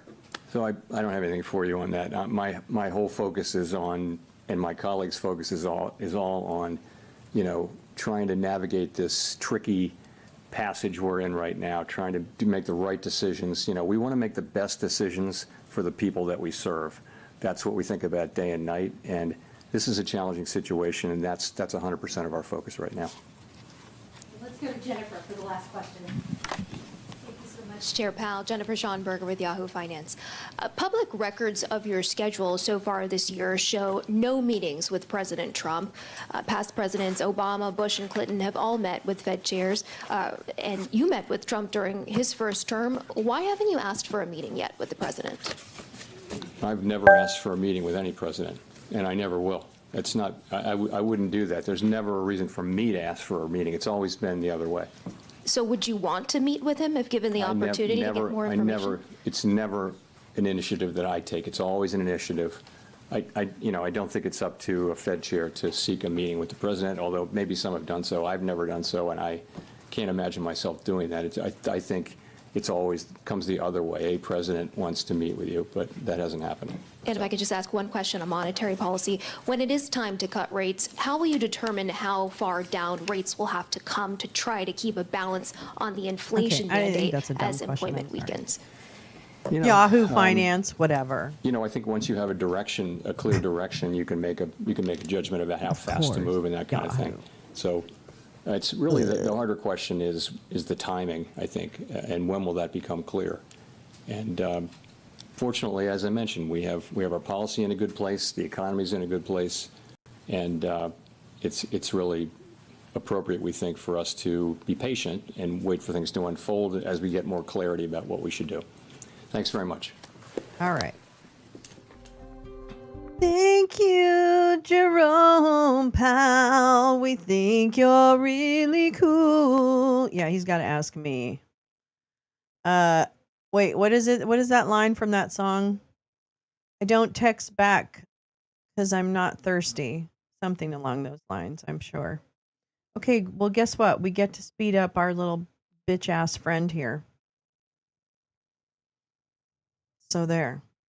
And then I actually I just want to show this really quick. Well, actually I don't because I don't understand it. But I was just looking at shipping stuff there are ships in the port of Los Angeles and they're in different statuses. So I don't really know if and I don't know, I don't know the provenance of all of the ships because they don't, there's a lot of them. But I just want to say, like, there are some ships in the port, but not. Yeah, Francis appointed 104 cardinals, so odds it's a progressive pope. I certainly hope so. Oh my God, spark up the bong and choose a pope. All right, let's make this bitch squeal. Grams of fentanyl had been seized. In these last 3 months, 840 kilograms of fentanyl have been seized across the country by the FBI. Did this thing stop or something? Fentanyl and carfentanil, a drug that is 100 times more potent than fentanyl itself, is exploding across the scene because we are letting our enemies and adversaries. Wait, I thought we got everything done with that. I thought we need fixed to attack it. that head on, and it's operations like that, Mr. Chairman, that will allow us. What happened to us fixing that? Did you get 6 pounds of fentanyl? Wish you well in that regard. Yeah. This is your first time testifying before this subcommittee, and you've briefly shared a few priorities in your statement. Let me allow you more time regarding your initial priorities, particularly any strategic goals or areas where additional congressional involvement might be necessary. Thank you, Mr. Chairman. I think, and I hope to work with all members of the committee to achieve the following. I'll ask you for money that I need and that the Bureau needs, and I won't ask you for a dime more. In order to achieve the mission of the FBI, if we continue on the current trajectory, we will have to not only eliminate 1,100 vacancies currently at the FBI, I will have to fire 1,300 more. In order to fight crime at a level that is consistent with 2025, the budgetary number I've asked for in my paperwork is, I think, reasonable. And also, just to put it in perspective, it's multiples of billions of dollars less than what the TSA has to operate. Solar flare. I believe we can continue on the plan to safeguard our communities and redeploy assets to the FBI. For example, in Kentucky alone, if we are allowed to continue on this trajectory, we will plus up with 30. I mean, I appreciate that he's just calm with this redeployment effort that is already underway. YouTube that will allow quit? more Oh my agents to God. be in the field and conduct more Happens to seizures me of all the fentanyl, time. prevent more acts of violent crime, and stop more murders and stop Mine more gang crashes a banging. lot. I firmly believe putting folks in the field is one of the biggest ways we can secure the safety of our communities. Places like Louisville have dedicated over 2,000 all hours right. alone. So that's what he to wants to do. He assisting wants to DHS, decentralize. conducting over 100 Okay, arrests. I'm gonna and so it's operations make you like that go that I go on faster. that we can do if we Wait. have the manpower to do it, and I believe we'll get there. In your plan to move positions from Washington, D.C. to field offices, and I don't OMB care. uses them to tell agencies how and when they can spend legally appropriated funds. Beginning in March, this OMB stopped making these documents publicly Thanks, Lee. The number of accessible. vessels arriving You is stated down in your significantly. confirmation hearing Components and before the inputs for Senate heavy Judiciary Committee that manufacturing you are want to still work being to get public imported. trust in the And FBI I back. didn't see all the It would seem all to the me that countries that those transparency and ships are public from. reporting There's about probably where all and how over. the Bureau is spending money would help in earning back public trust. As a leader of our nation's principal federal law enforcement agency, will you commit to making the FBI's account-specific apportionments publicly available? Absolutely, so long as I have the appropriate request. The law requires that all the information be posted publicly. Are you committing to do that? If that's what the law requires, yes. I'm not the appropriations expert, but if that's what the law requires, that's what we'll do. Do you have a timeline of when that would be possible, and why, since March, has it been taken down? No, ma'am, but I will get you one. Oh. Okay, so thank you for committing to My publicly post what is required by law, the apportionment for This is their the MO. FBI. I wanted Ask to for ask forgiveness, about one not of for the, permission. U.S. Attorney nominee Ed Martin. As you know, the FBI conducts background checks on nominees for senior positions in the federal government. Ed Martin has been nominated by the president to serve as U.S. Attorney I've for heard the about District that, of David. Columbia, one of the top prosecutor positions in the country, and he currently holds that position in an interim role. If it has come to light that Mr. Martin has praised a Nazi sympathizer named Timothy Hale Cusinelli, who was also pardoned by President Trump after being convicted as a January 6th rioter. Mr. Martin called Hale Cusinelli, quote, an extraordinary man, an butterflies, extraordinary that would be leader. so great. He's also falsely claimed that he did not previously know that he was a Nazi sympathizer. Do you think that this is the kind of thing that the FBI should be careful to investigate as part of its background checks on nominees such as Mr. Martin? Yeah, do you think you should Thank you, check ma'am. I'm not familiar Nazi? with Mr. Martin's specific BI investigation, but I can tell you how the BIs are done for everybody at the FBI. No, we have no, careers no. running the entire inspection division. You gotta and speak HRD to that compliant. That has one. not changed since I've been in the seat, and every BI has been held to the same standard by them, and either they pass along the information from their investigations that they cultivate, or they don't. We do not tell them what to pass on and what not to investigate. Do you know if this information and past association was part of the record? I'm not familiar with his personal background. Do you think that these types of controversial comments and interviews, association with Isn't he a deputy? Nazi sympathizers and anti-Semitic comments would be appropriate for inclusion in a given FBI background check? Ma'am, since his nomination is pending, it's not for me to comment on it. I don't have. Oh my God, you But in can't general, say do you no? think that comments and associations like these should be part of an FBI background investigation report? That's up to the field agents, ma'am. I can't rewrite that for them. They have a way of doing these investigations that I have Oh not my inhibited or God. changed or altered since I got in the seat. He Will you can't look into just it say and that make it's sure not that, good. what should be included, controversial and very troublesome anti-Semitic comments and associations like that should be part of a background check? I will. Thank you. Lastly, as you know, earlier this year, But she the laughed Justice too Department much. demanded a list of all current and former FBI employees who at any time worked on January 6th investigations. According to the email from the then acting FBI director, the Justice Department will review those employees to, quote, determine whether any additional personnel actions are necessary. Director Patel, do you anticipate firing any additional FBI employees simply because they worked on January 6th related investigations? Thank you for the question. That email or memo was sent out prior to my arrival at the FBI. We have not addressed that specific Exactly, email Max. since I've arrived because the matter's in litigation in federal court. Do you anticipate firing any additional employees that may have worked in relation to the January 6th investigations? The only way you get fired from the FBI while I'm the director is if you violate the ethical guidelines or break the law. Okay. Thank you. I yield back. Judge Carter? What about you? Welcome. Wait a minute. Okay, never Glad to mind. have you here, and I think you're going to do a great job in this new FBI. I Given might the Texas skip the proximity to the southern Republicans. border, what resources is the FBI dedicating to the counter cartel operations fentanyl trafficking, and human struggling. sorry, Stated that your number Mr. one Carter. priority for the FBI is to end violent crime You're in the United moving States. too slow.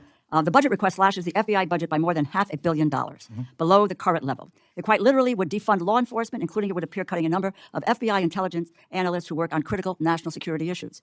How is it possible to cut more than $500 million, or more than 5% below a hard freeze in the FBI's operating budget, Is Sarah from without Ghana? impacting the law enforcement and national security related functions of the FBI? Please specify exactly Because I think he which is very positions would be conservative, cut. and that's a no for me. Ma'am, at this time, although we nobody's have not even looked asked at me. who to cut. We are focusing our energies on how not to have them cut by coming in here and highlighting to you that we can't do the mission on those Oh my God! 2011 Reading budget about levels. proposal to make And so what interest we're paid on focusing auto is right now loans is tax working with our deductible. partners in He has OMB, been saying the that. appropriators, to say Incentive that we to buy cannot cars cover down on the regardless of mission tariff at the levels increases. that we would Jesus have to go Christ. to, which would be the 2011 levels, should all the budget cuts you just outlined be implemented. So but are you talking about coming up here with a budget request that restores the funding that has been cut, that it's a defunding law enforcement? You're talking about $500 million below the current level. How would you restructure the budget to get to what you need in order to be able to make sure that we are not defunding law enforcement and that we are not cutting the analysts that you need in order to be able to do your job and to be dealing with national security issues? I don't understand.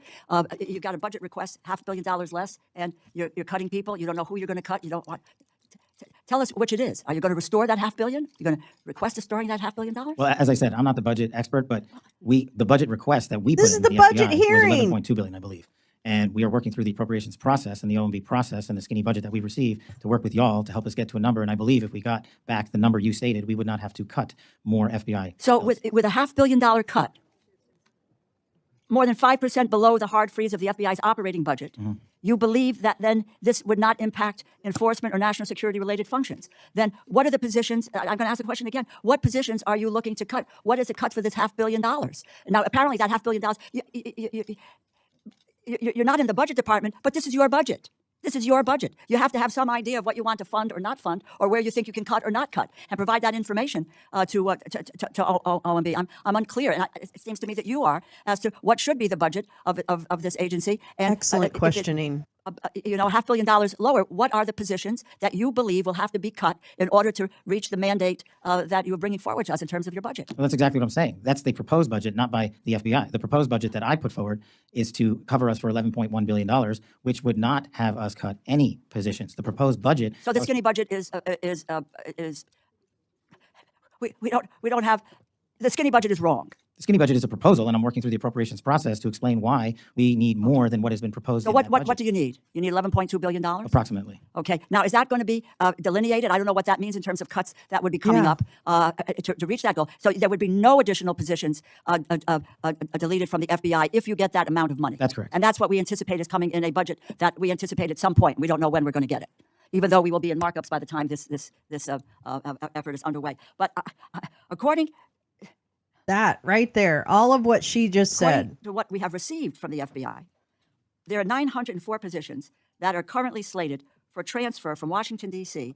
to field offices that are currently vacant. Is that correct? Yes, ma'am. Okay. This is, what is there That's any right, Matt. explanation of why these positions are moving to field offices? One of the things we can't seem to get answers to, and this is not you, is programs are being deleted, programs that are being frozen, dollars are being frozen, programs that are being cut. We don't have any sense on this committee, which is the Appropriations Committee, and making a determination of what we should or shouldn't do, is any evaluation from any agency so far, and I ask this of you, what is the criteria? What are the programs that are going to be potentially left behind? Markups. So the markup is when the details of the legislation that codify these budgets, Badger, the markup sessions are when these representatives by committee go through the pending legislation. So it has to be at a very detailed level at that point, or as it has to be in a much more detailed level than what he's providing here. He doesn't actually know. It sounds to me like the appropriations or somebody came up, I guess the appropriations committee, someone came up with a cut of $500 million in his annual budget for the FBI as a proposed budget for this Congress to then ultimately approve. And what she is saying is is you're telling me as the head of the FBI that you're coming here to testify and ask about your budget.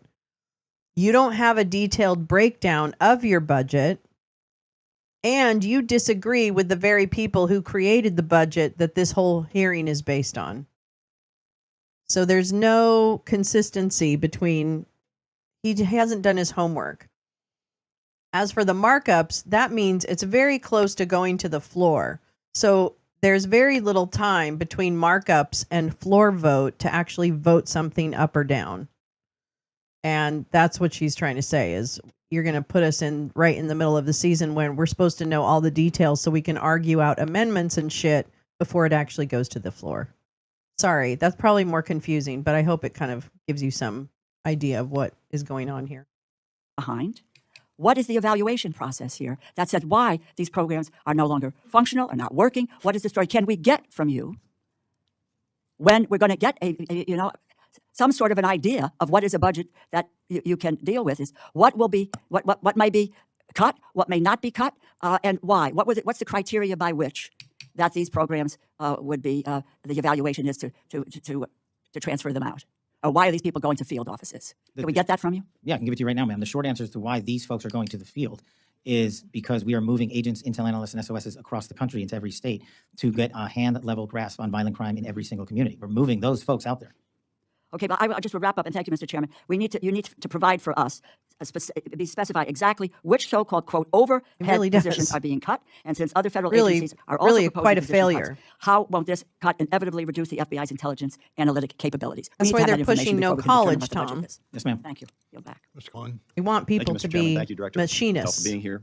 Director Which Patel, is when President fine, Trump nominated but, you to you know. serve, he aptly called you an advocate for truth, accountability, and the Constitution, who will bring back fidelity, bravery, and integrity to the FBI. Oh, yeah. You yourself have identified two important pillars in order to rebuild public confidence. That I just want to hear what first, this guy streamlining is operations at headquarters while proposing. bolstering the presence of field agents across the nation. I believe you just spoke to that. And two, second, ensuring that the FBI operates within the openness necessary to rebuild trust. It's Okay, a well, tall we're not order, going to, we don't given care the about record of some trust issues. in recent years. But On all of it, but what I can do is provide you with every documentation because you represent the men and women of America, and in my opinion, y'all are the custodians of the records that we hold, Y'all. except in some very scarce national security instances. But we have provided on a large basis unredacted documentation for every appropriate request we've received, and we'll continue to do that because it allows us to work with Congress directly to improve the process and make sure there are no warrantless seizures of American persons' data. Thank you. Yield back.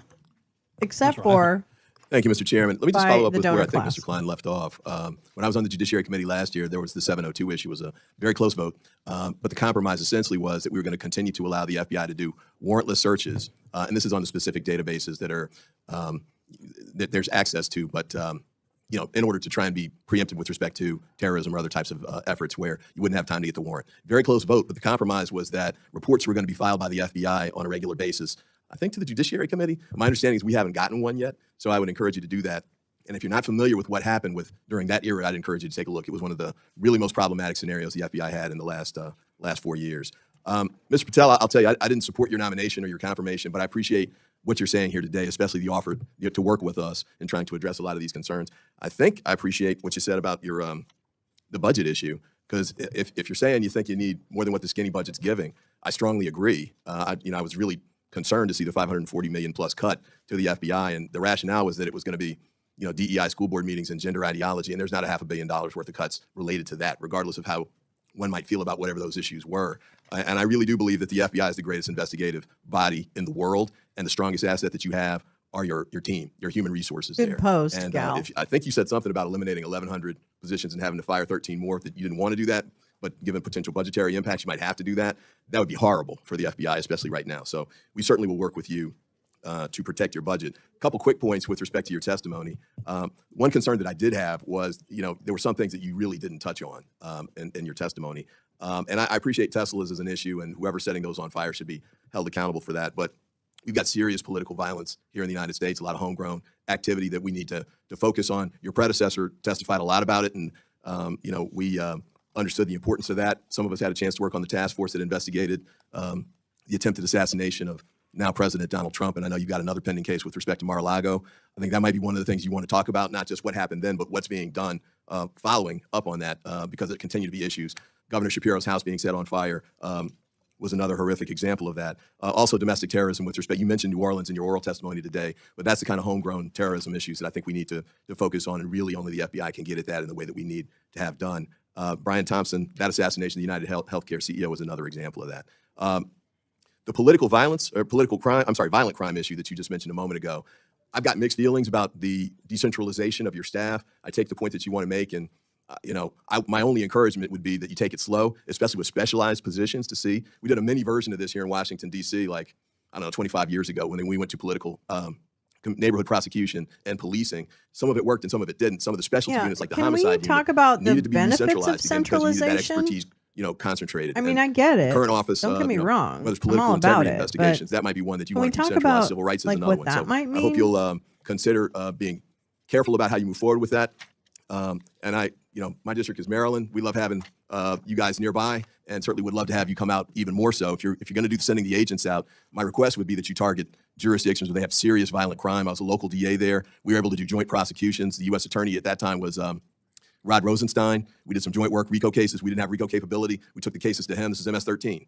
And so, when you do joint efforts like that, it can really help local prosecutors and local law enforcement, because the FBI has resources that they can bring to bear that we just don't at the local level, and the impact can be really significant. So I thank you for what you've done so far and your offer to work with us, and I look forward to working with you in the future. Thank you, sir. Mr. Gonzalez? Oh, thank you, Chairman. Thank you, Director, for being here. Thank you for your willingness to serve our great country, and I look forward to working together. It's not only how big the check is, it's where the check is going, and I love hearing some of your ideas of how we reform, how do we make things better. I represent a district that's nearly half of the southern border, been ground zero. Fund them, and the rest of the funding would go to Just preventing don't care about the what the removal of an additional Republicans want to ask cut him. of, as we've talked about, 500 perfect one. The goal of the agency footprint here still. We are just Oil theft in West Texas is a real deal, right? Especially in oil theft task force is very. It is. And so that's what we're working towards. I'm looking to codify that. Love to continue to working with that on that and other things. Thank you again for your testimony today. Bye. Chairman, I yield back. Thank you, sir. Okay, bye. Mr. Morelli?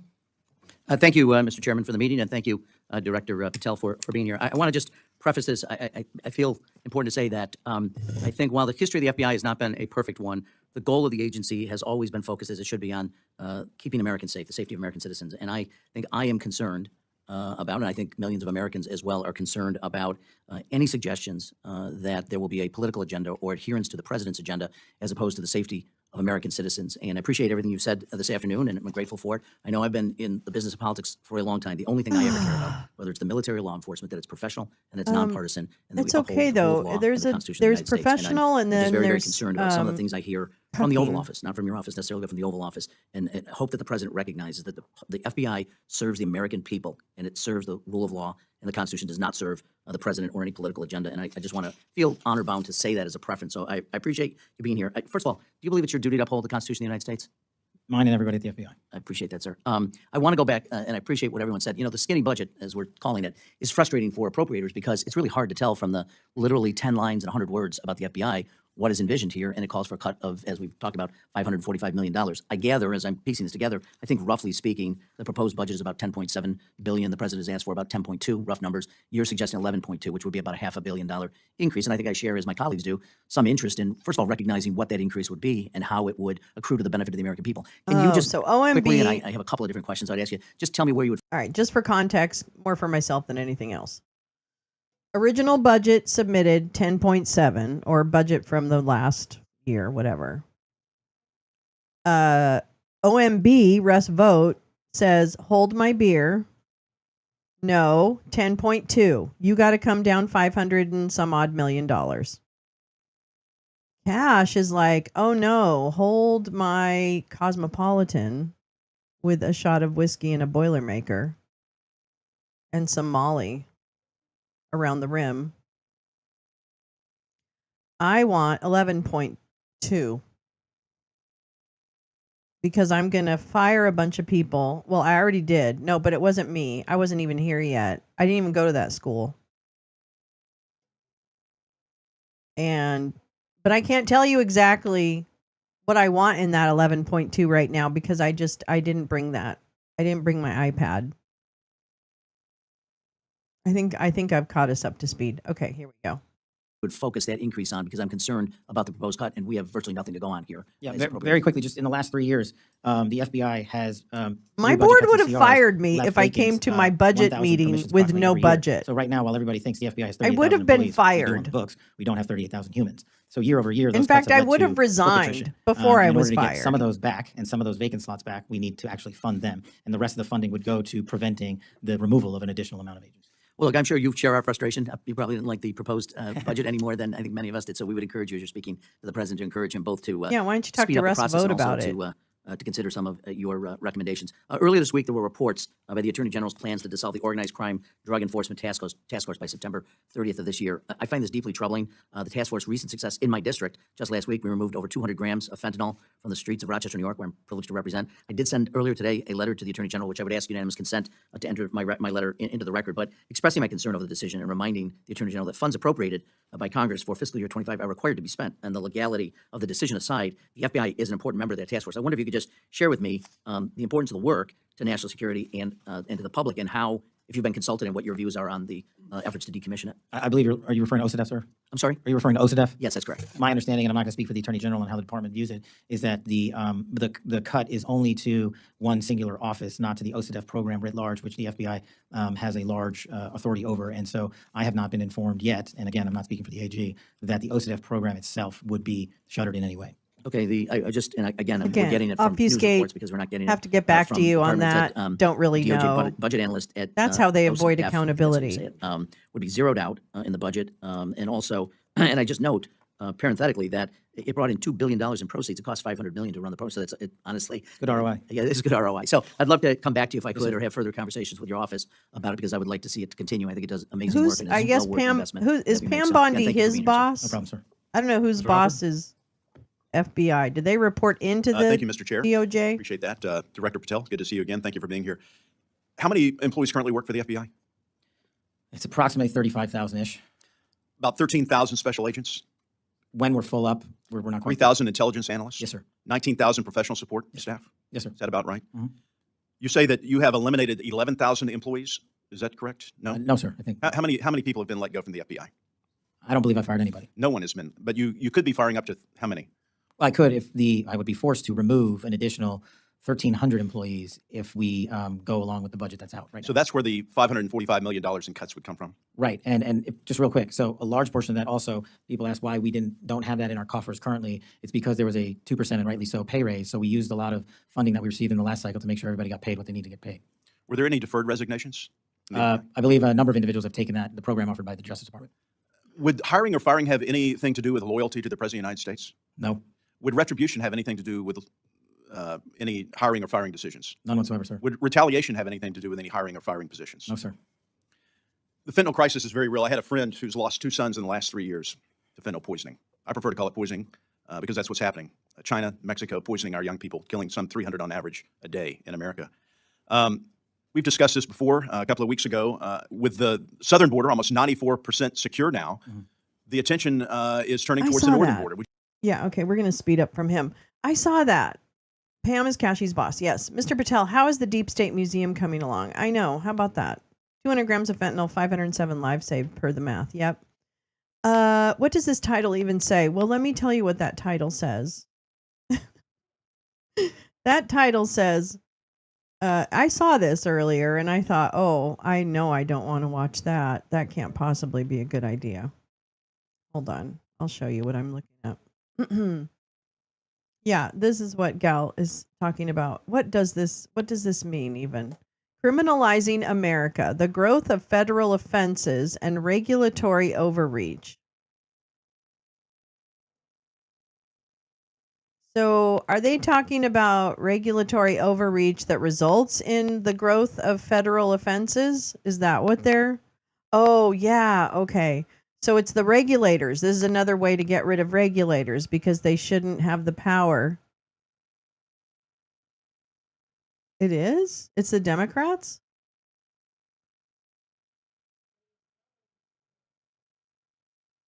So is it that makes it more confusing to me. That makes it more confusing. Frankly. I don't know. Now I'm I'm flummoxed. Would you care to expound on that, please? Oh, I no. could talk about I this don't for a wanna long hear time, but I'll about keep what it he short. says. Basically, if you look at Landfill, And why are they don't needed care. there? You said that you're sending states that have an idea of moving the headquarters to the. And thank you, Mr. Patel, for your testimony and for being here today. I've been looking at the president's 120-word FBI budget request, the so-called skinny, I'll call it Ozempic request, that states that, quote, the undoing of the weaponization of the FBI is one of the administration's top priorities. It's the the whole weaponization of the committee, it's FBI not that just is the something that deeply Dems. concerns Oh, it me. is the It Dems. should concern all of us. And It's yet, his since taking part of the office, committee. Okay. President Trump has been on a revenge tour. He has targeted individuals, universities, law firms, with executive orders to cut them out or to make them come under his will. He has used ICE to disappear U.S. citizens butterflies? without due It's all- process. this is and he's all fully KFAB, ignored a isn't it? unanimous Supreme Court order, and then over the weekend wasn't sure if he was obligated to uphold the Constitution of the United Oh, that States. interview. In your book, your recent book, Government Gangsters, you include an appendix with a list of names that people have referred to as an enemies list. Now, I know you will claim it's just an appendix, not an enemies list. So let's focus on how the president sees it, on what the president calls it. And you proudly display his quote on the front cover of your book. The president calls this a brilliant roadmap, a blueprint. And I have not even raised your storied children's book, The Plot Against the King. It concerns me how many people from this blueprint have been targeted with executive orders and FBI investigations.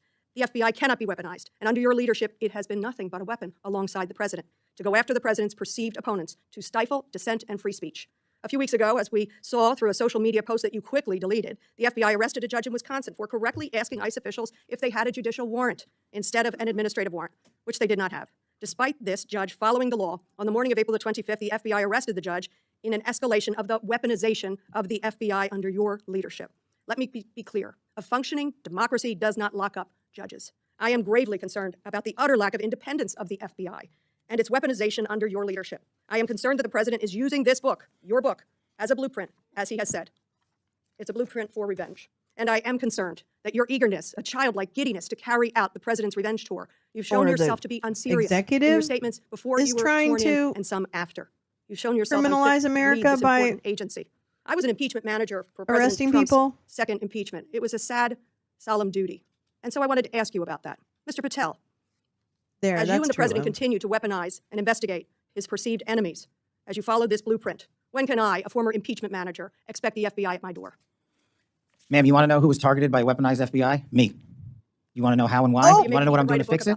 Let me move on. Well, you should read the book because there's no enemies list on that book. So There are you- people that violated their constitutional obligations and their duties to the American people, good, you and they gave were them due rightly process. called out, I'm and you changing should give that book to Oh! every one of your constituents so they can read about it. I won't be doing Oh that. my That's their fucking loss. God. During your Senate confirmation hearings, you repeatedly he's denied such a having any bitch. involvement as a private citizen in the firing of FBI officials who engaged in the prosecution against January 6th insurrectionists, the violent rioters who beat and killed Capitol police officers, and whom you referred to as political prisoners. Since then, multiple whistleblowers have come forward, and we know that you likely committed perjury. At the same hearing, you claimed you were not familiar with Stu Peters, an anti-Semitic Holocaust denier, despite the fact that you appeared on Mr. Peters' podcast 8 separate times. 8 times, and you claimed not to recall. Mr. Patel, my second question is, should we worry more about your memory or your veracity? We should worry more about your lack of candor. You're accusing me of committing Veracity? perjury. Tell the American people how I broke the law and committed a felony. Have the audacity to actually put the facts then forward the answer is instead of both. lying for political banter so you can have a 20-second answer donation is- hit. The answer is both. I believe that The men and answer is women of you're the- failing, I not can me. claim my time. Go ahead. Ooh. Okay, censure this motherfucker. Mr. Patel, I believe that the members of the FBI, and I know many of them, many retired, 38,000 people, as you say, it's a little less than that now, deserve the very best, deserve extraordinary independence, deserve freedom from the fears of being How investigated, fucking the freedom of coming disrespectful. forward to make sure they're doing their job. And I'll end with this. You did get that I him think mad. it's interesting that in your proposal today, you find yourself at a gulf of difference between you and the president. I wonder how you will resolve How? that. Will you go to the president and say we need 11.2 billion, not what you cut out of here? You're asking for more than $1 billion than the president's request. Are you going to go to the president and straighten out that gulf? I'll do what I've always done and represent the American people, defend this country, and make sure the Constitution is always upheld and the FBI is never weaponized. Maybe you should do the same. So you agree with the president when he says he doesn't know if he should uphold his constitutional duty? If you want to just keep putting words in my mouth, the TV cameras are outside. I thank you. I yield back. Again, this is an unserious moment, sadly, for the FBI. I yield back. More so for you. Mr. Strong. Thank you, Chairman Rogers, Director Patel. I Thank you for hate being here all today. I'd like to also Republicans. extend my I thanks to your want staff him and the hardworking to- men and women of the FBI I just and for want restoring him America's to, trust like, in get the a FBI. fleshy I'd like to disease. commend your efforts to move FBI I'm personnel sorry. into the field rather than into the Beltway, where their work can be the most impact. Let me start by shining a light on my district, Alabama's 5th Congressional District, which includes Huntsville, Alabama. Drug trafficking area, HIDA, which receives federal funding. that works with the local law enforcement. We are the crossroads of America near Chicago. The drugs that you're talking about are transported through those areas all the time. With these budget cuts, I can do you like talk that about he how got those HIDA upset, and though. agencies will be funded? Absolutely. Thank you, sir. It's like any other successful mission set that we have at the FBI, and HIDA I worked on as a terrorism prosecutor as myself. Extremely critical because Yeah, the like some of the whistleblower other said you situations across the country, fucked it that up. region has been recognized, unfortunately, because of the high-intensity drug flow. In order to countermand it, we have to keep these task forces open, up and running, and funded. But in order to do that, we can't just flood it only with federal funds and federal personnel committed to working with our state and local partners, because that's what makes HIDA successful. My experience in HIDA wasn't in your district, but down in the Southern District of Florida, and I can't imagine it being too different in terms of how we proceed and how to make that successful. Okay. My next question is, just recently you had a visit to the National Center for Missing and Exploited Children. Just please tell me how that cyber tip line and how that program's future looks with these $500 million cuts. We actually partner wonderfully with NCMEC, and we've committed to allowing our FBI employees to remain there no matter what. We will find a way to fill that mission set, even if even under the most austere budget cuts, because what they do is exceptional. If people don't know, they need to go there and see it. It's right in Arlington, Virginia. They find missing children from 5, 10, 15, 20, 30 years ago, and they provide treatment to those that have been abused. Okay. And so you have my commitment, sir, that we'll do it. Why does it I take them appreciate so that. long? And according to the domestic terrorism operations sections, the internal tagging system used to track domestic terrorism investigations was eliminated, and the staff of 16 was reduced. Can you tell me that future and where that Exactly, where you hold that program? Gal. Sir, if I may, Every can I get fucking back to you on that in person writing, should because I'm not familiar with that. stand Okay. up and Then in your demand. written testimony, you had talked about fucking cybersecurity. apology. I'm going to tie two things together. The FBI agents, are they He's still an currently at elected the end of every week, representative of emailing Congress, the you 5 things that they've motherfucker. accomplished? You're just some I'm glad you raised that point, schmuck. sir. We never did that. Okay. I stopped The that. FBI agents were never asked to put in their goals in which they accomplished. The reason why I say that is because I had a specific conversation at a retirement party of a chief from an agent who expressed to me that after he had chased a car down 8094 who had stabbed a family member, and he left his home and was able to prevent that individual from killing someone else because it was cross state lines, that he had to go back and then that next day was told he had to fill out his emails of what he accomplished. That email was sent across government agencies. So it was sent to the FBI. It was sent to. So you just said it was never sent to the FBI. So was it or was it not? It was sent to the FBI. I, as a director of the FBI, said we are not. Who sent it? We are not responding to it. It came from a general account at the department. Okay, so then my next question is, that information I that don't my know FBI her. agent in my district sent to that agency, how is that information protected? I'm sorry, are you saying the agent responded to that email? Are you saying they did not? I told the workforce not to. But you just told me that they received the email. We did. So without this, let's just assume that they did. Where did that information go and how is it protected? That information would have only been sent to their immediate supervisor, and every supervisor in the Bureau was told if they received any such information, it is not to be actioned in any way. So what happened with that information with the supervisors? I don't know. I'll have to get back to you on that, if any was collected, but if it was, So you said that the FBI, that a different agency sent that email. What was that agency? it came from the Department of Justice. Okay. And those emails never went back to the Department of Justice who requested it? No, sir. Okay. And you're 100% confident of that? Yes, sir. Okay. The information that the supervisors had from those agents, where did that go? That should not have been transmitted anywhere. We got on top of it fast enough where I believe, and I'll Because you double thought check. it was wrong? I thought the. Why did you prevent it? Because the operational mandate that we have at the Bureau, in my opinion, prohibited the public disclosure of that information across our media. So to be perfectly clear, the Department of Justice got it wrong. I'm not speaking for the Department of Justice. As You I are said. saying that that directive was in complete conflict of what your procedures and processes are. My procedures and processes are under the Department of Justice. I'm saying as a subordinate of the Department of Justice, that's where the email came from. I don't know where it came from on top of them. But your directive was to make sure that the Department of Justice did not get the FBI information. That no one got it. Except the supervisors. Why would they request it if they would never get it? Well, the supervisors were told to stand down. What I'm trying to say is when that email came in, we acted as fast as we could, I think the same day, to say we are not in a position to do that. Everybody hit pause till we figure out what to do. And the end result was we at the FBI are not complying with that request to publicly do so. And we told agents that if you feel the need to express that information to your supervisors, only do so on the classified system. Okay. The information that I received, that personal conversation that I had, that agent didn't seem like he felt the need. He felt it was a directive. I thank you for your forthcoming. I look forward to working with you. The purpose of me bringing up this questioning was to make sure Okay, that calm that information down, is secure. Mr. Yes, sir. I'll double Mervan, check. or whatever your name is. I yield back. Thank you, Mr. Chairman, and thank you, Director Patel, for being here. One of the things I wanted to touch on, and you mentioned in your comments, and I think this is just wonderful, is that one of the metrics you're looking at as you're moving these agents out into the field is opioid-related death. My state of West Virginia, we have the highest per capita opioid deaths in the entire country. It's unfortunately not even close. And as you're moving these agents out of Washington and out into the field, I believe you recently toured our CJIS building there in Clarksburg, West Virginia, which I think is a great facility, which is in my district. And is that facility going to receive any additional FBI personnel? Thank you, Congressman. Yeah, touring CJIS was an incredible opportunity for me to understand what I don't think most Americans and most of the world doesn't. The reason we are able to technically relay information on a lifetime basis throughout the country and throughout the world is because of the Criminal Justice Information System hub in West Virginia and all its subordinate capabilities. And what we want to do is expand a little bit of footprint out there because we have so much land already paid for. And so, yes, in my move to shift resources outside of Washington, D.C., I would envision going more, not just to CJIS, though. The state of West Virginia would also receive a plus-up of 8 at least employees, should I get the budgetary requirements. And then you mentioned, and there's 1,000 acres out there at CJIS. It's quite large. Is there additional resources that you need to be able to build out there at CJIS? Well, unlike Congressman Strong and Redstone, I don't have a prior appropriation I don't that began know. new building construction in OMB. So we would need that. We've got the space for it. We've got the footprint for it. And we have already the manning to move into it. And what we have is aging systems that are aging out in Washington, D.C. and the NCR that either would have to be upgraded here at a monumental expense or moved right out to West Virginia. And you wouldn't know this off the top of your head, but perhaps you could come back to us what that number looks like. Is in this terms of being what are able these to talking about? expand that footprint, Did I what that miss the appropriation fact would that have this to is be a for you to be able to expand the Republican? footprint out there in Clarksburg at CJIS. Sorry, I could get back to you on that in writing. Yeah, that would be great. Oh no, that And guy's. so you said in total, these it are would all be Republicans. it'd be 8 additional Oh, agents yeah, that'd be fuck going to these West Virginia, guys. or is Outside Continue to take actions that hinder federal law. for shipping in mainland China. 'Cause if hearing on Oh, how here we we go. can get to I this. like her. Thank you, Mr. Chairman. I thank you, Director Patel, and your team for being here. I am disappointed that the chair is not allowing a second round of questioning. This is not typical, especially for an agency as large as this one. But I do thank you for being here. I thank you for your testimony. I thank Agree, you for your, butterflies. as previously stated, willingness to uphold the Constitution, to uphold the law, in restoring public trust for the agency, and making sure that apportionments are accessible to the American people.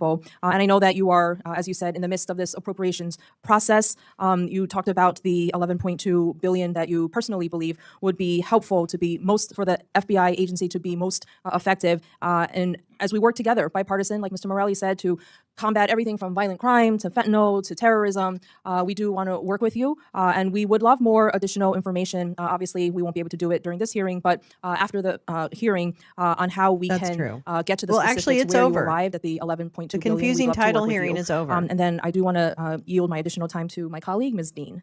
I thank you. Thanks to Chairman. And I thank you for being here, Mr. Patel. I want to enter into the record pages 81 and 82 of your book, which is entitled Government Gangsters. And on 81, you said that Congress should use aggressive congressional oversight to expose every single bit of filth and corruption in the FBI and DOJ. Interesting, I didn't hear you talking about that anymore because you have 37,000 talented folks working with you and under you. You also, on 82, entering into the record, you wished that folks would testify publicly without time limits. I'm disappointed that we couldn't have done that.